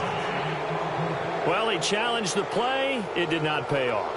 and that means he lost a timeout in that challenge. And as a coach, you hate that. Don't know if you took the advice of the player, you threw it yourself, but it didn't go your way. At the end of the day, it all comes back to the head coach. He has the final determination on whether to actually challenge the play or not. In this case, it didn't pay off for him. And that's got to be so heartbreaking. You throw that flag, you probably feel really confident, and then all of a sudden, boom, you lose the challenge. Yeah, when you take a look at it, you're throwing that flag because you believe you're going to be right. And when it comes back the other way, you have to regroup. Here we go now. Blue 45. Blue.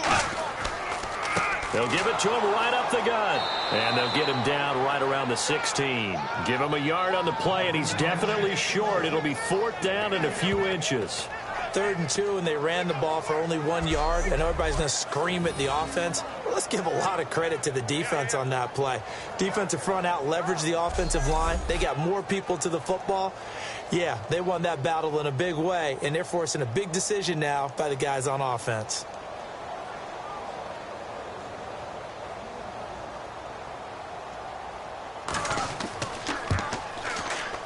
And Walsh able to convert it as his kick is good. And that lead is back down to 9 now.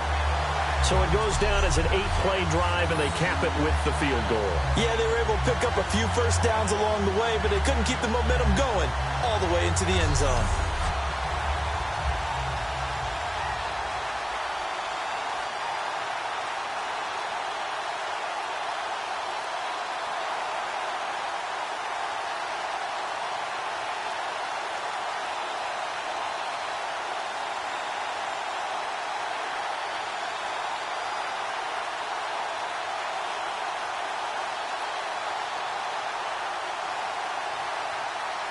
Now after the made field goal, Walsh back out to kick it away. Andre Roberts now to return it. And he'll make it across the 20 as his guys will set up shop at the 23-yard line. Now the Lions offense, they get ready to head back out there.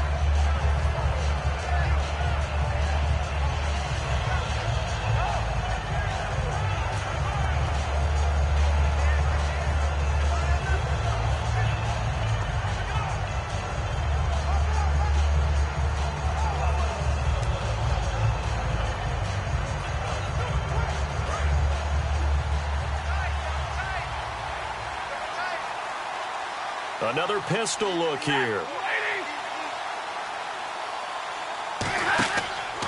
On the counter, it's Forsett. And he will lose yardage on the play. Back at his own 19-yard line. It's a loss of 4 there, bringing up 2nd down. And in this situation with a lead 4th quarter, they're liking keeping the ball on the ground, I'm sure. That's just smart football, but you know the defense has to know it as well. They've got to stop them here. So now we're going to see that loading the box in a big way. 6, 7, 8, 9, whatever it's going to take, puts a little bit more pressure on your big offensive line. To throw on 2nd down is Stafford. And it's incomplete. When you see passes knocked down by those guys I call the frustrated fullbacks, the linebackers, you know that in their zone coverage, they were able to drop, see the ball thrown, and react to it very quickly.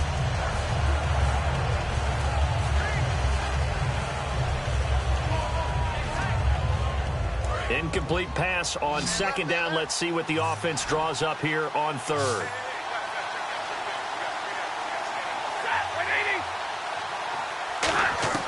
Third and long. It's Stafford. He's got time in the pocket. And the pressure gets to him and brings him down. Stafford is sacked. Personal foul. Face mask. Defense. Charles, I know it's hard when live bullets are flying, but you cannot keep your hand up around the face mask area. It is absolutely inexcusable nowadays. We talk about target areas all the time. You have to aim lower so that your hand doesn't get involved in the face mask.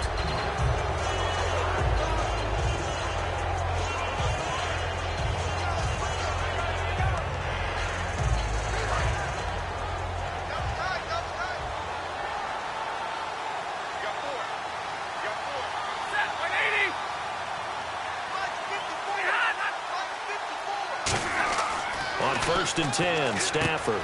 Underneath, he hits for Sam. That's going to go as a loss of a yard, and it'll be 2nd down. Well, I know it goes against the instincts of the person catching the ball because all you're ever taught is catch the football, don't drop it. But drop it there. Yeah, in that situation, dropping it would have been better. End up losing yardage, even though they completed the pass. As good as a sack. Yeah, how about that? Although they won't get the same credit for it, and it won't help them at contract time. So now 11 yards to go for this offensive unit. It's 2nd down.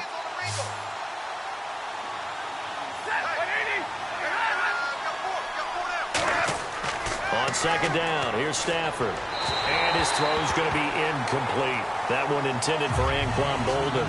And that takes us from 2nd to 3rd down.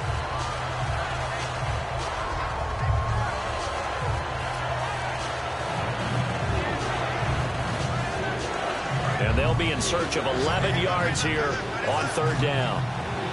It's a 5-receiver set. 3 to the left, 2 to the right. Throwing on 3rd down, Stafford. He hits Riddick underneath. And able to break one tackle, but then quickly brought down for a nice little gain. A short gain that doesn't get them the 1st down brings up a 4th down situation. Really nice job defensively. They knew where the sticks were. They got the stop before it. Here's Sam Martin now as he's on to punt for Detroit.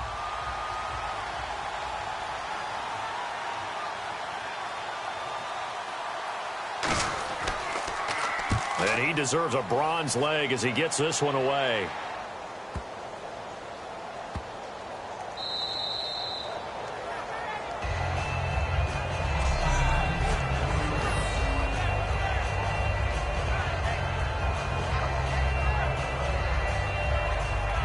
And now out comes Minnesota. And last time able to get 3. It's not what they wanted. They wanted 6, but they got at least something. They mustered something out of the drive. They'll take it. I like the way you've described it. Not ideal, but they'll take it. Anything to put some points on the board. But this time on offense, they don't even want to see the field goal kicker trot on the field. They want that ball in the end zone. Yeah, they'll be going for 6.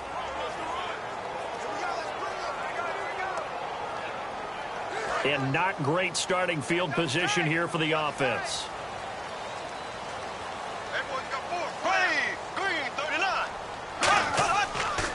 And he'll give it here to his running back. And he will forge his way forward only up to the 2-yard line. 2 yards on the carry there. It'll be 2nd down. Yeah, that wasn't a big run, just a short one there. But guess what? Sometimes you treat it like boxing. You throw that jab out there, and you throw it again, then you come with a big punch later. Maybe they're just trying to set them up. They come out with 1 back and 3 tight ends. They'll give it to him right up the gut. And he'll get this only up to about the 3-yard line. He'll pick up only a yard there, and it'll leave him with a 3rd and 7. Well, so many times we look at a short run and we praise the offense for trying to set the tempo and establish things. But the defensive guys, hey, they just won the battle there. It wasn't a big run given up. They don't always have to absorb the body blows. Sometimes they dish them out themselves. 390. And now here's a carry heading left. And they're going to get the 1st down here as he's up to the 14. Give him 11 yards that time and a new set of downs. Really strong, effective run there out of a power set or a heavy set. 3 tight ends in the game, and that's tough for a defensive coordinator. They want to spot that lineup coming into the game early so they can get the proper defensive personnel on the field. That's why the coordinator's relying on some of the assistants to tell him what offensive personnel is hitting the field so he can adjust accordingly. They weren't able to stop him on that run. 1st down, Bradford. And Rudolph has it left side. And he's brought down. And the play goes for 19 yards. Gives him a new set of downs. Well, coaches always talk about finding balance on offense. I don't think you get much more balance than this. Big-time run, big-time pass. Well, one continue to take that kind of a punch, though. And on the outside, they're playing press coverage.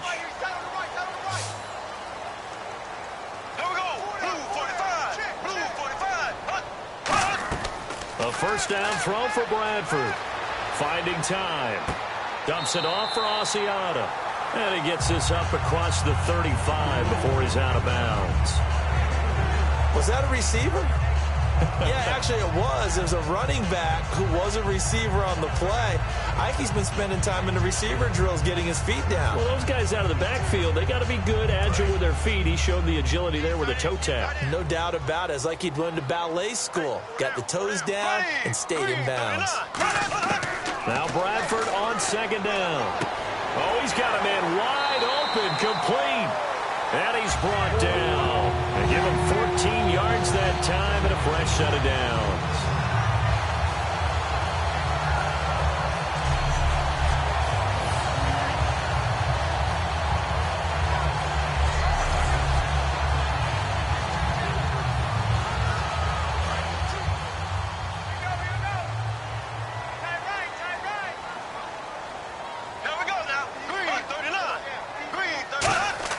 They go play action here on first down. He gets it left side to Johnson. And he's brought down after a good gain. They give him a gain of 38. There will always be a place for methodically marching the ball downfield.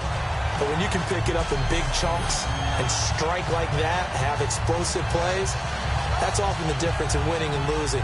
Those types of plays that can knock a defense off balance, that'll drive a team towards a victory.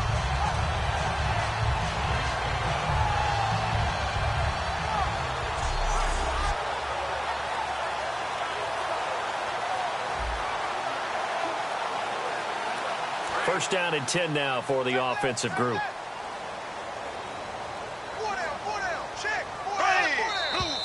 Now we've got movement up front, and I think this is going to be on Minnesota. False start, offense.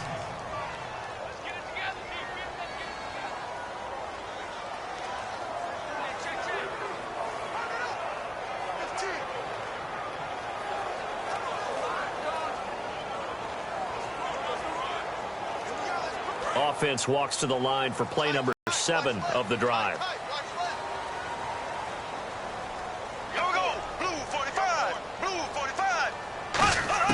Bradford again. And complete. Right side, the tight end Rudolph. And he's going to be brought down just shy of the 5 at the 6.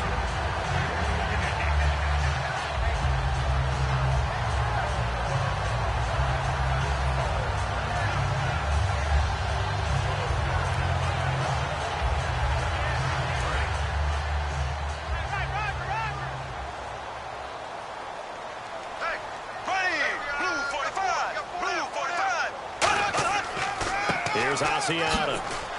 And he'll take this one down inside the 5 to the 3. Call it a gain of 4 there, so it sets up a big play here. 3rd and a yard. Well, if you're a football guy, that's a pretty run because everyone is in sync right there. Obviously, the guy carrying the ball, but how about the people up front? Leverage, athleticism, they created some nice space for him. 9th play coming up here on this drive. This is 3rd and a yard. And they'll try the ground game here with the running back. And he'll go backwards, losing yardage to the 5. He lost 2, and it brings up 4th. And, partner, in a lot of short yardage situations, you'll see the linebackers step up into the gaps, what we call mugging the line of scrimmage, to make sure they take away all spaces, all creases. That one worked really well for them. They only needed a yard, instead went backwards.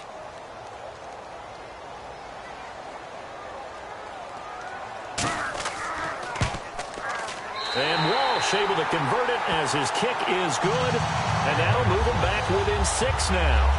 All right, so you needed 2 scores to get back in the game. The field goal then maybe not exactly what they wanted, but it's a necessary first step. Still plenty of time remaining, but you could really use a stop defensively after the kickoff, preferably a 3 and out.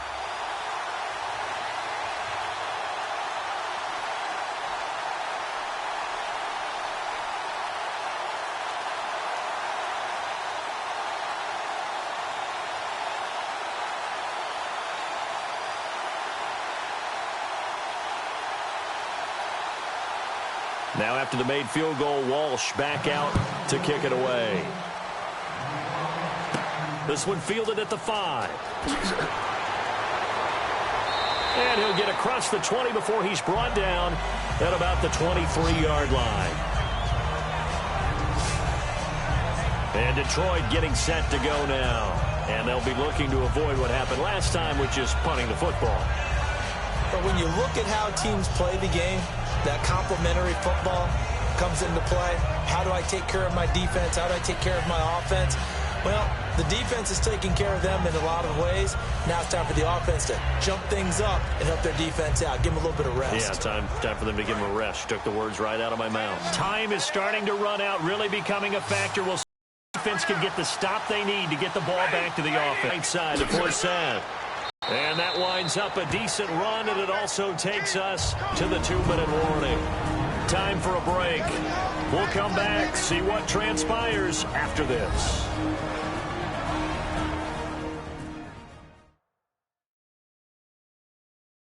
So the Lions in possession of the football as we welcome you back. And let's see what they've come up with offensively after having time to talk it over. 4 yards remaining now on second down.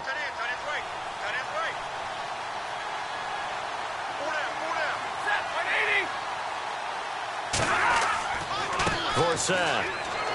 And he's able to take... And now the Vikings are going to stop it here on defense with a timeout. It's just their first. They've got 2 more to use here in the final stages.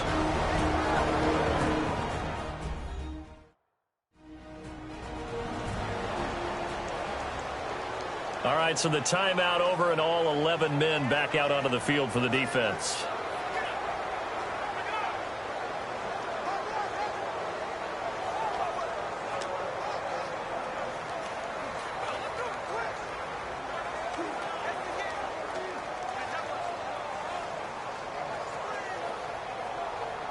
Fresh set of downs here.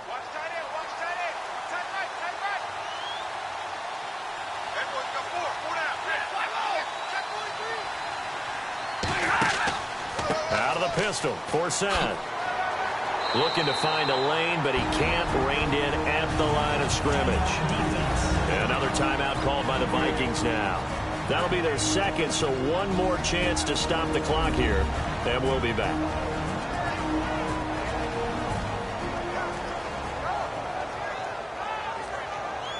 And now following that timeout, the defense back out onto the field.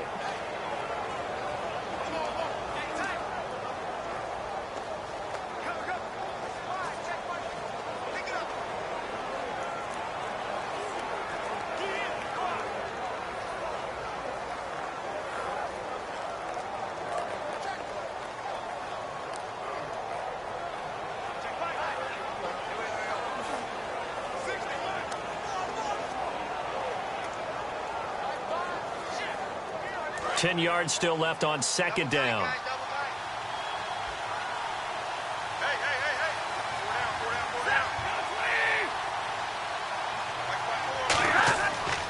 Now a run with Forsett. And hard running's going to get him over the 40 to the 42. Now hang on here. Timeout called by the defense. It'll be their third and final timeout, so as they talk things over, we'll step aside. So the defense had a chance to catch their breath, and now they're back out and ready.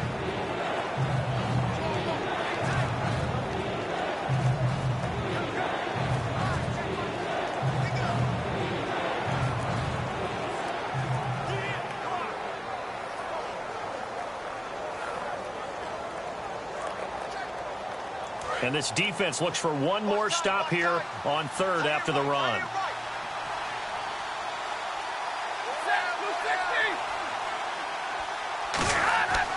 They'll try and get it with Forsett. And he's got the first down as he's up to the 45-yard line. Just a gain of a couple, but good enough to keep the drive rolling. I don't know about you, but that almost felt like old-time football there. 3rd and 2 is not necessarily just a running down anymore. A lot of times they want to throw the ball. They went back to the roots and powered forward and got the first down.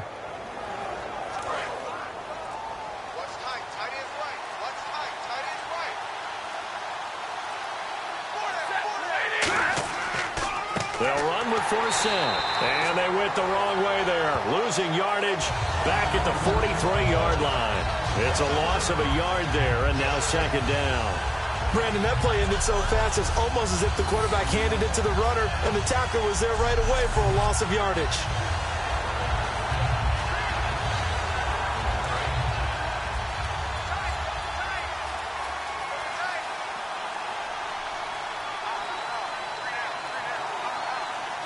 Stafford down to a knee, and with it, he's going to ensure his guys a victory.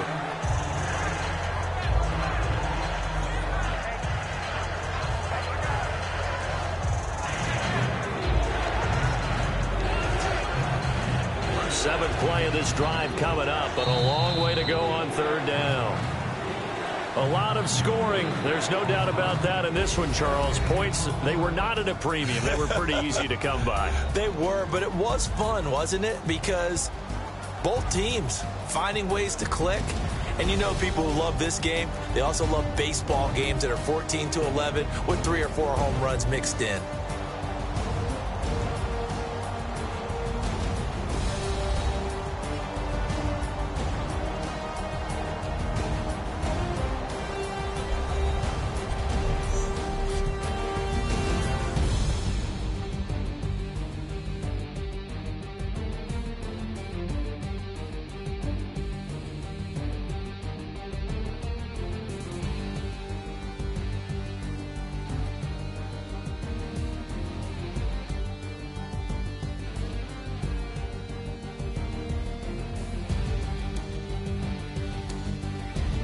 So that's a wrap for Charles Davis. I'm Brandon Gaudin, and this has been a presentation of the NFL on EA Sports. For more, check us out at easports.com. From Minneapolis, so long, everybody.